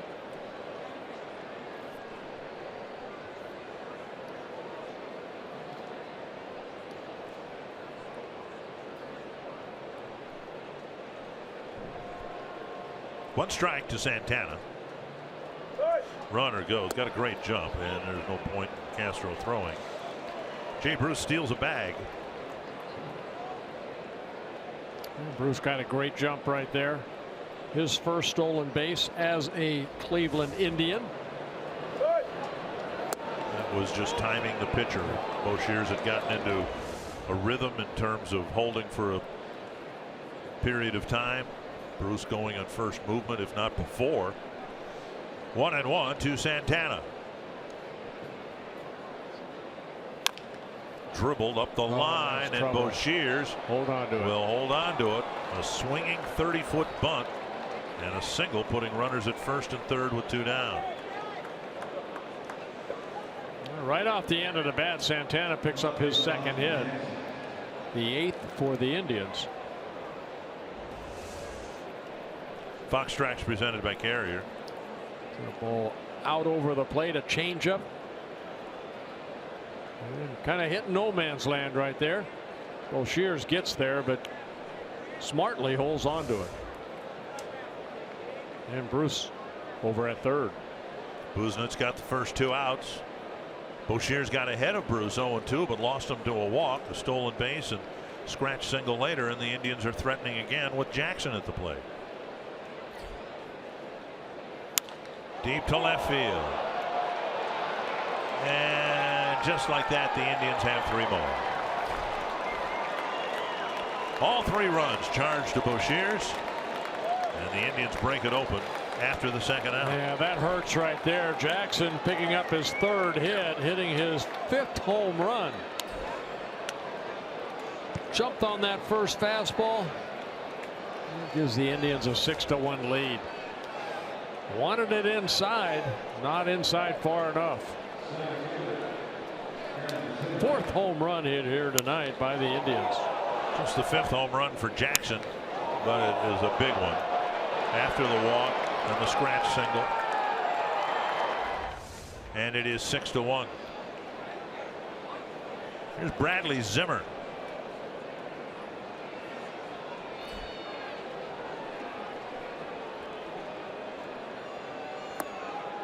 Squaring to bunt, taking ball 1.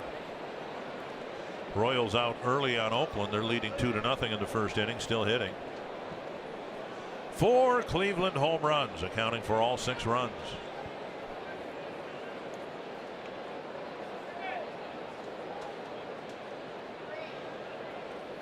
Popped up, short center. Polanco out, and he'll give way to Dozier, who makes the catch.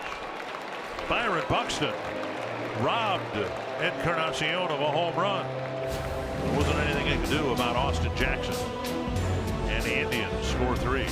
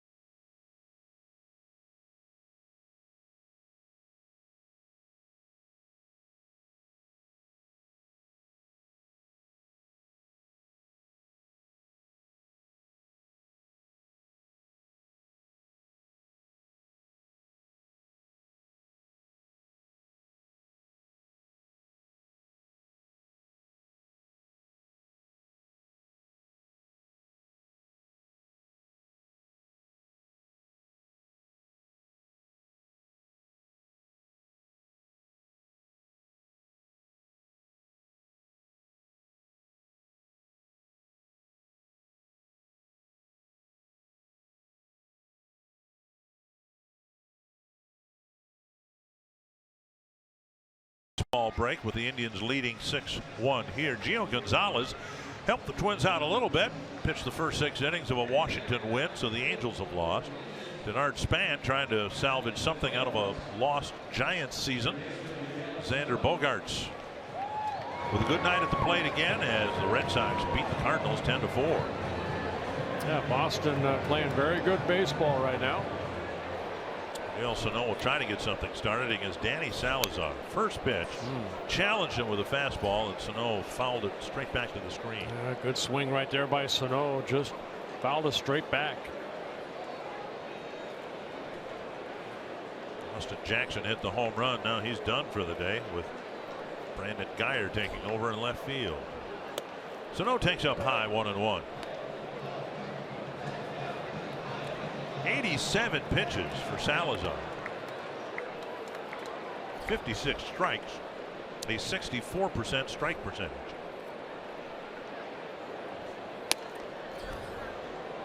Swing and a miss. Well, we kind of gave you his numbers coming into the ball game. You know how many strikeouts he gets to innings pitched. My goodness, he's adding that on here tonight. 9 strikeouts. Fouled back.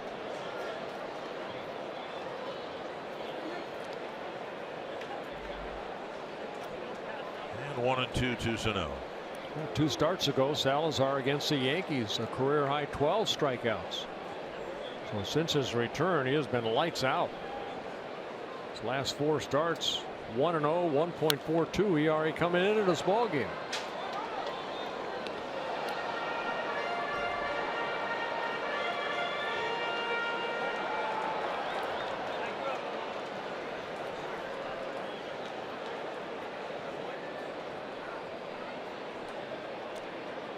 One and two to Miguel Sano. Now off the plate.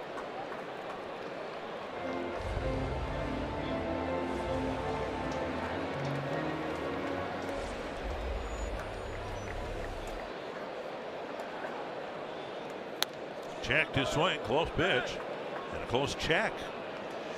That's 3-2. Yeah, Larry Vanover, the first base coach or umpire, and the crew chief, said Sano did not go.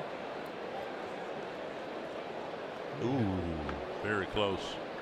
Full count. Salazar's and walked, and he won just a couple of 3-ball counts.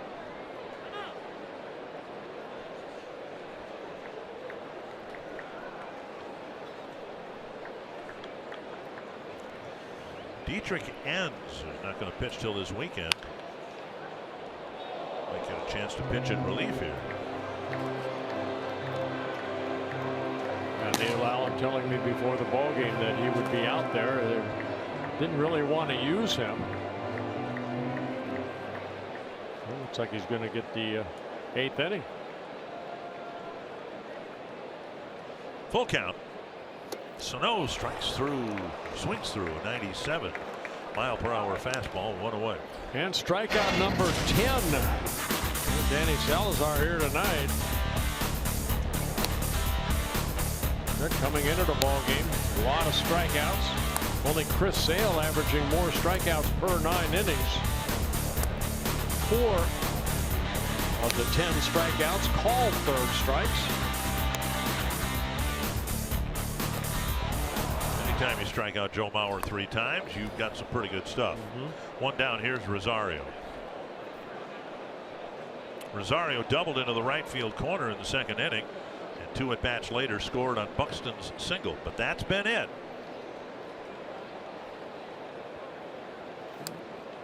Down and away, 2-0.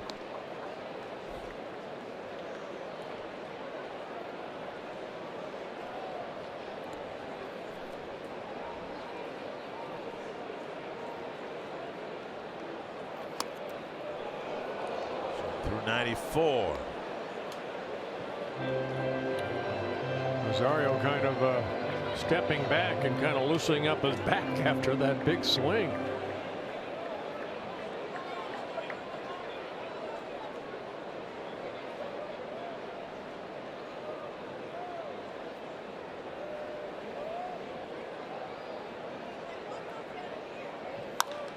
Big pop-up, short center field.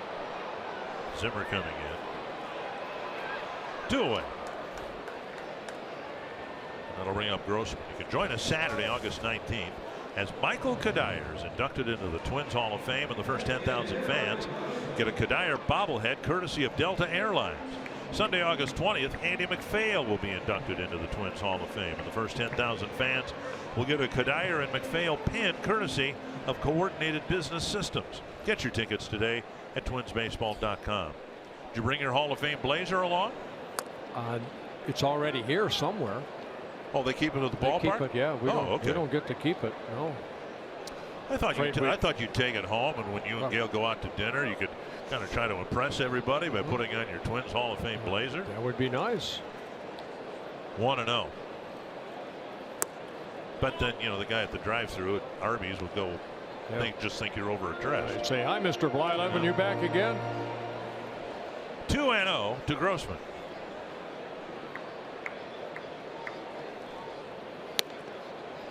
Strike called, 2-1.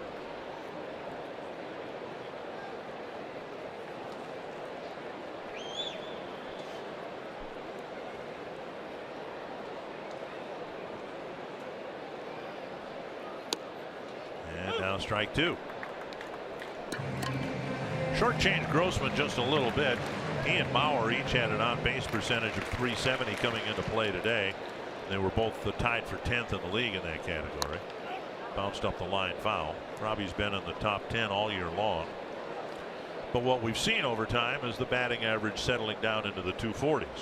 0 for 2 tonight, and the average of 243.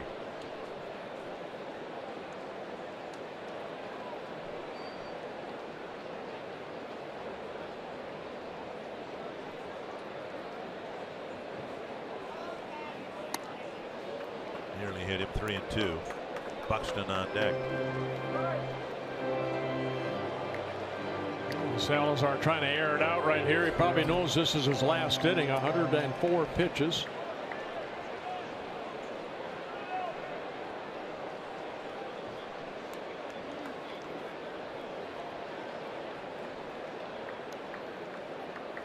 A high drive to right center field. Bruce is back on the warning track, makes the catch in front of the wall. Another 1-2-3 inning for Salazar and a 6-1 Cleveland lead.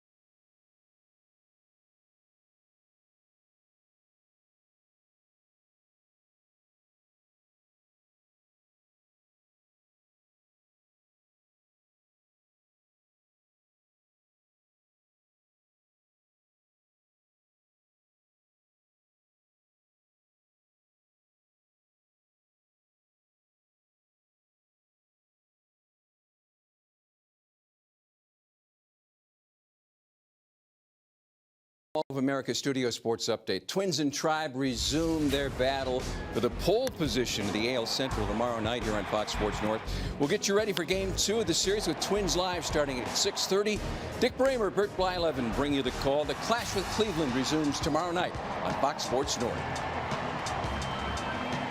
Thank you, Tom. So far, Game 1 going Cleveland's way with 4 home runs, 6 runs, a 6-1 lead. And the first relief appearance, the second major league appearance for left-hander Dietrich Enns.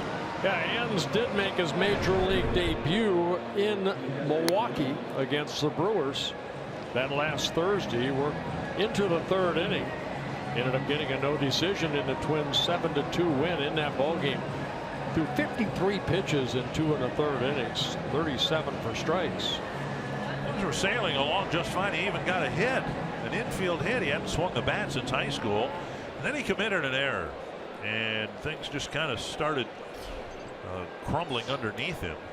And Paul Molitor, I think, shrewdly got him out of the game. And the Twins handed most of that game to the bullpen. And an eventual Twins win. In fact, it was Buznitz who came in the 3rd inning in Milwaukee and got credit for that win. Gomes takes a strike on the outside corner. Enns is scheduled to start on Saturday here against the Diamondbacks. Now, this relief appearance may impact that. Hit a long way foul. Enns coming to the Twins in the Brandon Kintzler, excuse me, in the Jaime Garcia trade. Yeah, with the Yankees. That happening on July 30th. Originally signed by the Yankees in 2012 out of the University of Central Michigan. All the minor league numbers look really good, but of course all that matters to the Twins is whether he can get major league hitters out. Fastball off the plate, 2-2. Dan's had his family in Milwaukee. Brother goes to school at Marquette University. He was there. 2-2 to Yan Gomes. Fastball 91, and he got it by Gomes, who struck out swinging for the third time tonight.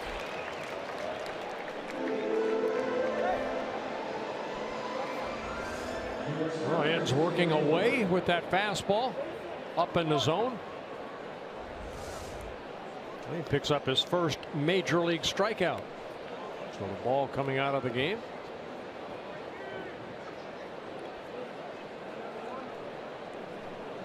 The batter is Francisco Lindor, singled to start the ball game. Since then, a outfield fly, a liner to short, and another outfield fly. Fouled back, a strike. Paul Molitor said he saw enough from Enns in Milwaukee to be intrigued, but yet he took him out in the third inning because things looked like they were mounting on him. I thought Paul brilliantly handled his bullpen on the road trip, knowing that, I mean, it's no fun when you got to go to your bullpen in the third inning of one game, the fifth inning of the next, and the fourth inning of the next. But he really handled the bullpen awfully well, I thought. High fly down the right field line, and Kepler's tracking it. On the grass, the catch, and out number 2. I think that's probably the hardest thing for any manager, and they always say, you know, what makes a good manager? It's how they handle the pitching staff. And you're right, Dick. I think Paul did a great job, along with Neil Allen, on preserving as many arms as they could. Join Fox Sports North and the Wild for the breakaway 10K, 5K, and 1 mile run Saturday, September 16th, benefiting the Herb Brooks Foundation. All participants receive a medal and are qualified to win 2 sweet tickets for the Wild Stars preseason game on September 30th. For details, visit foxsportsnorth.com/events. 1-0 to Jason Kipnis.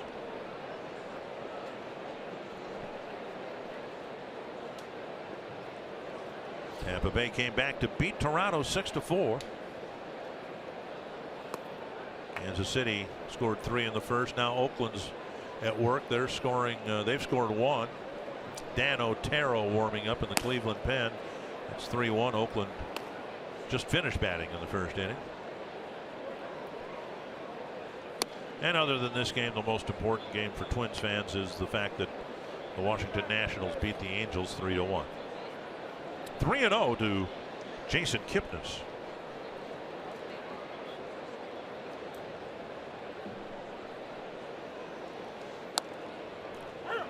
And 1.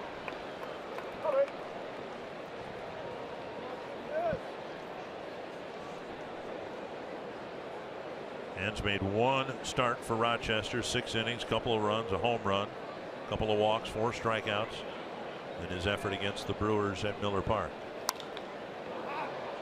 Toward the gap, and Buxton makes the catch. A good inning for Dietrich Enns as the Indians go down 1-2-3. You're watching Twins Baseball presented by State Farm.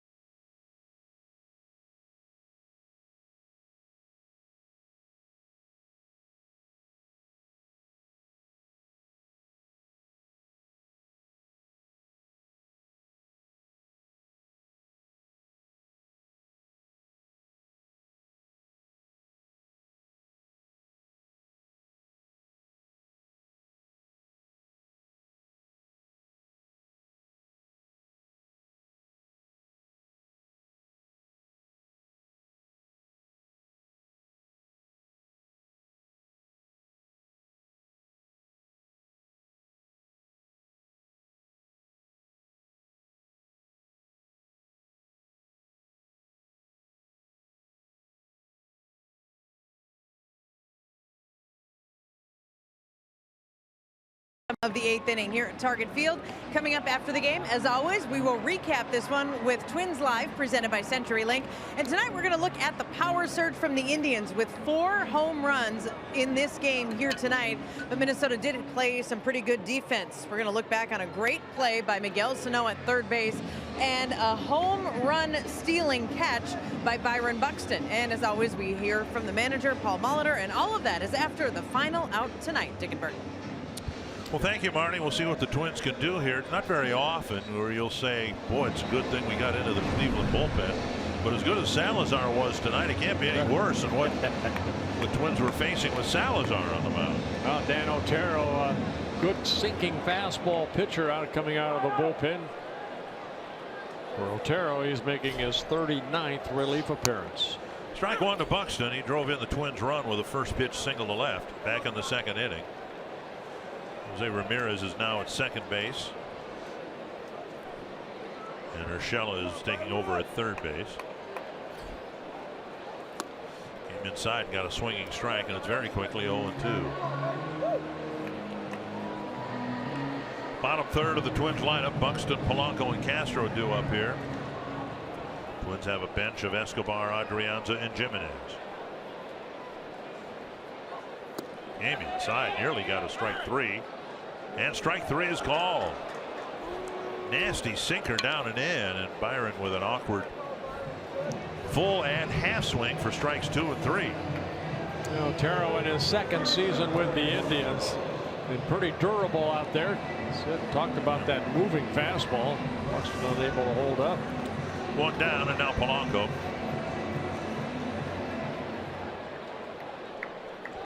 Polanco with a fly ball to right, and he was called out on strikes. 1 hop. Nice pickup by Santana, and he'll go to the bag. 2 down. Well hit ball, and there haven't been many of those, but Polanco is out number 2. You know what you have here is Santana and Mao are 2 former catchers that have kind of moved over to first base, and both of them very, very good defensively type of players. Right there, Polanco hit it sharply. 1 hopper. Santana going to his right, makes a little spin, beats Polanco to the base for the 2nd out. This is the part that isn't surprising. They're both above average throwers. You know, catchers get out from behind the plate. That doesn't mean their arm withers away. They're both very good, accurate throwers. Here's Castro. Strike on the outside corner.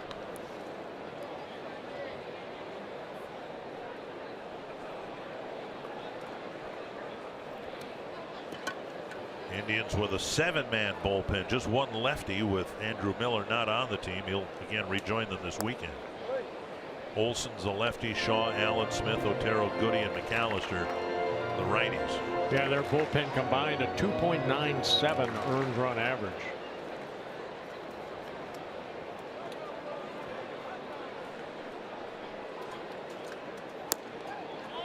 Outside, 2-1 to Castro. He's been called out on strikes twice.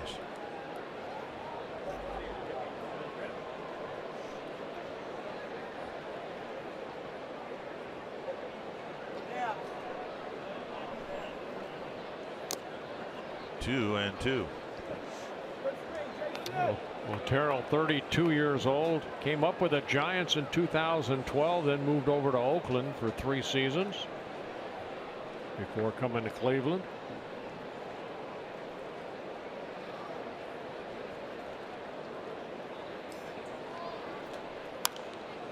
Fouled over the Cleveland dugout. Twins had an off day yesterday. The Indians had a game to make up in Boston. So they flew from Cleveland to Boston, played an early evening game there, and then flew in here to the Twin Cities.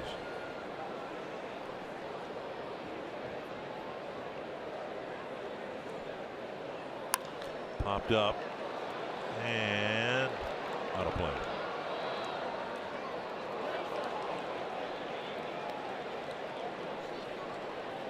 Twins winning the series in Detroit after having not played within their own division in quite some time.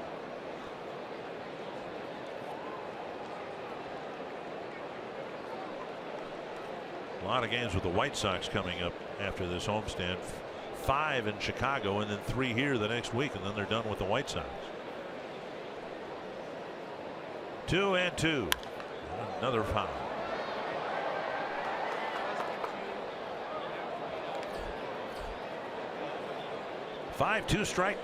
Three two-strike fouls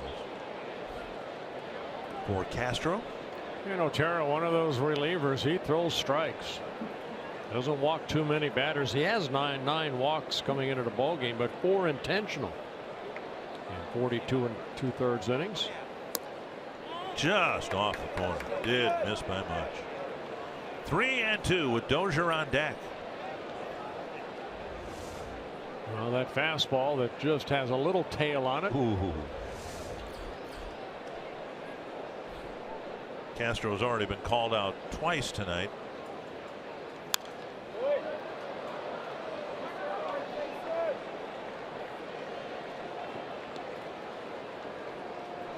And he'll stand in there with another 3-2 pitch coming.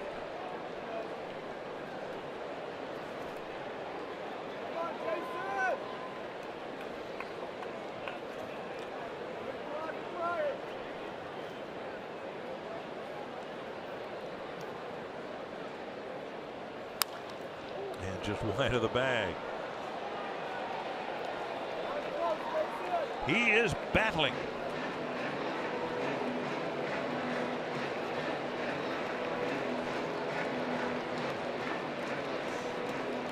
$14 pitches for Otero. 11 strikes.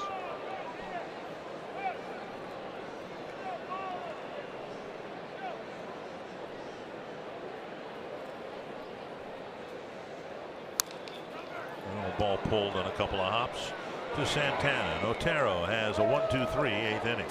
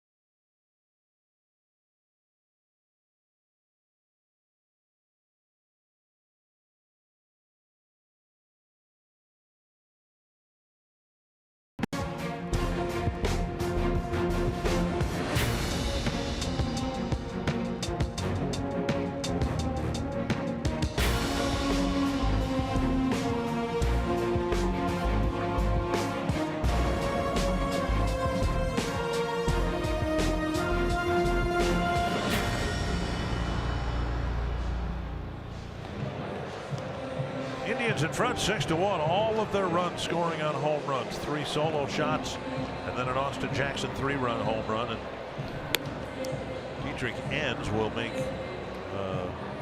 has made his second big league appearance. He had a 1-2-3 eighth inning, and now he'll try to clean the 9th inning up for the Twins, facing the 3, 4, and 5 batters for Cleveland. Yeah, you look at this ball game, Dick, so far, you know, not any offense by the Twins whatsoever. Just that 1 run they scored in the 2nd inning. After that, only 1 hit, and that was a Kepler double. And for the Indians, 4 home runs. But good defense by the Twins tonight. We showed you Buxton, Sano, great plays. Pitches up by Enns. Just reflecting on N's outing. He gave up a home run to Keon Broxton in the second inning. And then with one out, he committed a throwing error. And then gave up a couple of singles. And then a walk to score an unearned run. And Paul Molitor was ready to pull the trigger. And then he went to Buznitz, who got the game through the 5th inning. And the rest of the guys did their job. But how many times, now granted, it was the man's major league debut, but he was throwing strikes and he had a couple of effective innings. There was really no big alarm bells going off in the 3rd inning, but Paul had Buznitz ready, and it really led to the Twins winning that ball game. That really did. I mean, Twins at that time had a 6-1 lead. Popped up short center field. Dozier out, and he'll make the catch. One away, and that'll bring up Encarnacion. So if the plans made will be completed, Ends will make the start Saturday against the Diamondbacks. This is, after all, just Tuesday, Wednesday, Thursday, Friday. That would be 3 days rest. He should be able to go. And there's something about his 90 to 91 mile per hour fastball that elicits swings and misses. And it might be a location. Nothing too deceptive about his delivery, is there? Well, sometimes, you know, guys don't have to throw 98, but they hide the ball well. And you look at his delivery, you know, he does a good job of getting to that balance point right there, and then kind of throws his glove out. Sometimes the ball will shoot at that hitter. Don't see the ball at all until right there. And he put it in a good spot for strike 2. A breaking ball called 3rd strike. Ends picks up his 2nd strikeout.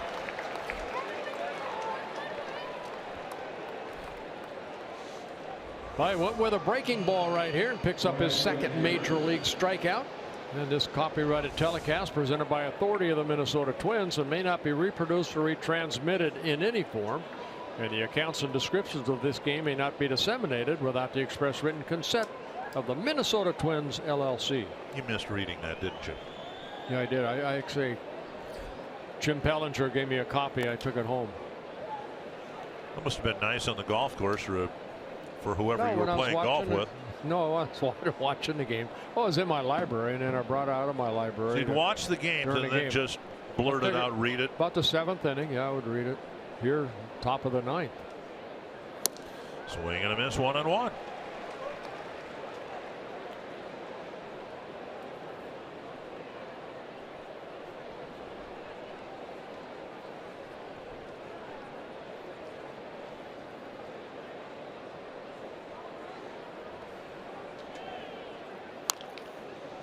I'm just looking at N's minor league numbers for the Yankees. You know, a lot of relief appearances. He had a lot of starts in the minor leagues, but he also did a lot of relieving.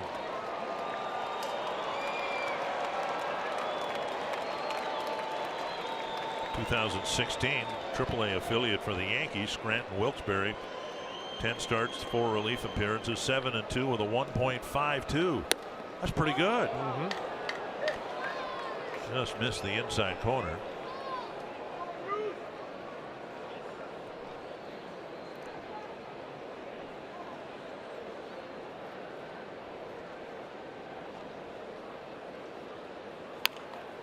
Oh no. Off the handle of the bat, just pushed over the 3rd base bag, and Bruce has another double. Good pitch by Ends, but somehow Bruce made contact. And with the infield shifted over, he rolled it right past the bag. Well, take a look where the pitch is right there, kind of middle in. And Bruce just an inside out swing. Right down that 3rd baseline. You see where Sano's playing short, so nobody there. And Rosario gets it back in quickly, but 2nd hit for Bruce. His 4th double on the season. And now Santana, who's reached all 4 times, 2 walks, a single, and a home run. The home run might still be rolling somewhere in downtown Minneapolis. Up by Tom Kelly's statue, I think, out there. Outside, ball one. You know, in between innings, they were wishing people happy birthday. I just want to say on the board they had happy birthday Tom Kelly, celebrating 77 years today. 77. That might come as a big surprise to Tom, who's only 67. TK, happy birthday. Fouled back, 1-1.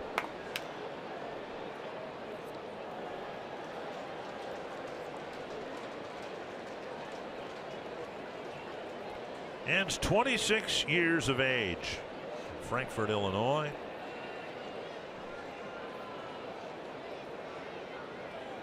Twins have been a little short in left-handed pitching in their organization for many years. Hens hopes to change that a little bit. Steven Gonsalves pitched a good ball game for the AAA team. Picked up his first AAA win today. He's the minor league pitcher of the year last year. Zach McAllister's loose. Looks like he'll get the 9th inning. 1-2.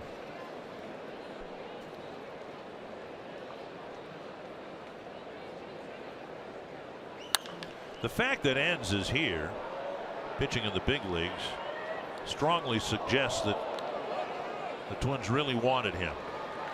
The Twins gave up a prospect to get Garcia. He pitched one game for the Twins, won it, and the Twins turned around and traded him to the Yankees, and still are paying most of Garcia's contract because they wanted higher end prospects like Enns to come over.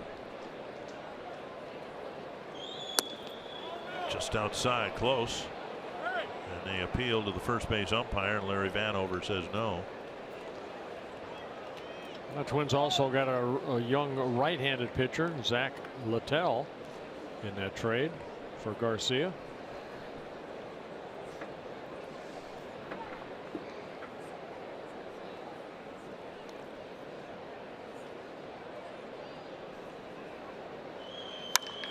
Driven to right, deep and gone to the opposite field. Santana hits his second home run. He's homered from each side of the plate, and both home runs have gone to right field. 5th home run for the Indians here tonight. And it's an 8-1 Indians lead. That ball obviously well hit, and Paul Molitor is going to come out and make a change here. Fastball down, Santana. That's exactly where that ball away. He went that way and got it airborne. A 2-run home run. And got the ball in on the handle of Bruce's bat, and that rolled up the line for a double and then a bomb, and he'll leave with 2 runs allowed in an inning and 2/3.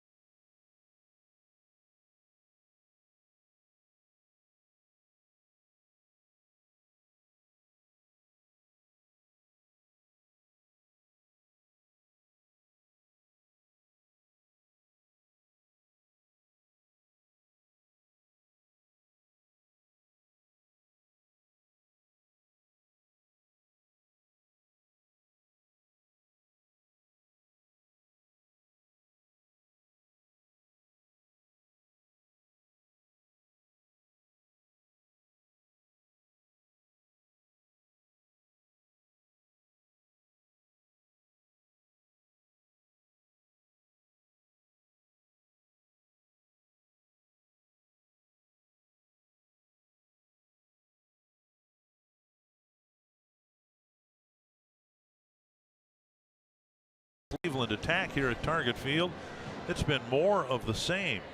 Ryan Presley had tried to get the last out here, but Indians won a couple of games here in April by a combined score of 14-8. Then they swept a 4-game series here in June, outscoring the Twins 28-8. And now it's 8-1. That's 50-14. Yeah, not good. By my Minnesota high school math. Actually, we covered Can't go that. wrong with that. Yeah, we have probably covered that in about 4th grade.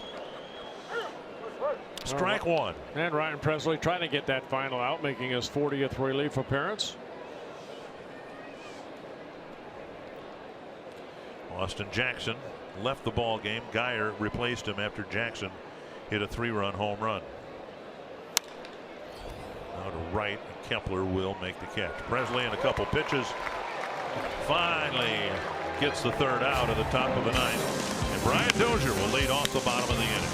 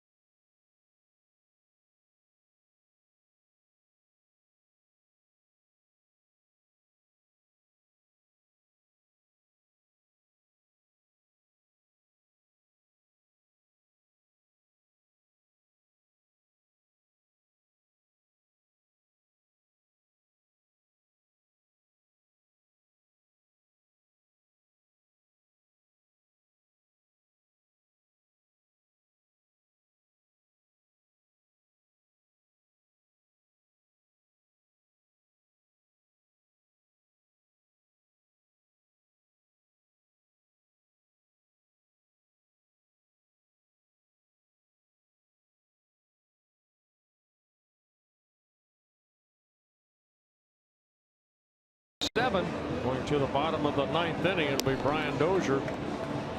First batter to face Zach McAllister, making his 38th relief appearance. He's done a good job out of that bullpen. 2.40 ERA in 48 2/3 innings, 54 strikeouts, 16 walks. Look at that opponent batting average, and that's typical for the Cleveland relievers. 223. You hear about Allen and Miller, of course. But here's McAllister, and he gives up far less than a hit per inning pitched. Indians have been kind of creative with some baseballs. Having some fun. What's wrong with them? Nothing wrong with that. Got to have fun. Here's Brian Dozier to lead off the 9th against McAllister. And a fastball over the inside corner, strike one. And all he does is throw 96. Dozier, Kepler, and Mauer, with the Twins down by a lot.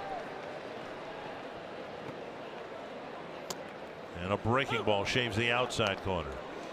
And McAllister at 6'6" with that good fastball, hard breaking ball, in his 7th season with the Indians.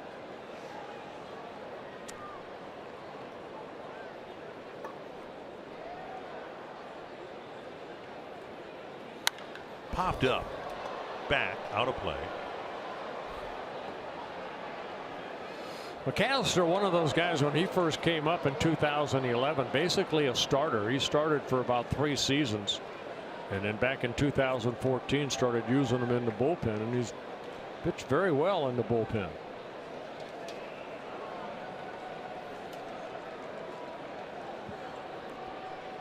Oh, 2. Twins with just 3 hits, 2 doubles and a single. Haven't taken a walk on the outside corner. 1 down. That's 12 strikeouts for the Indians pitching staff.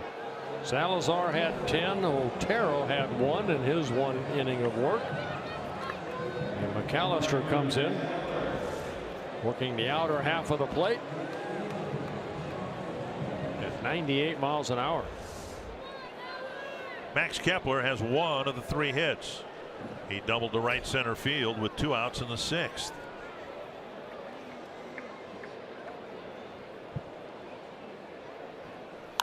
Popped up. Lindor backpedaling under it.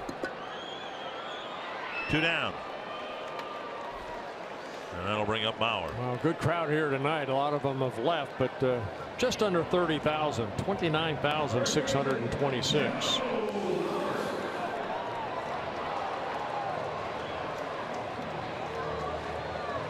It's one of the odd things. It says something about Twins fans. Unfortunately, it probably says more about Cleveland fans. Indians almost won the World Series last year. The Twins are outdrawing Cleveland in terms of attendance this year by about 500 fans per game. That's just amazing. The Indians have had a really good team now for the last few years, and attendance has been an issue. 1 strike to Mauer.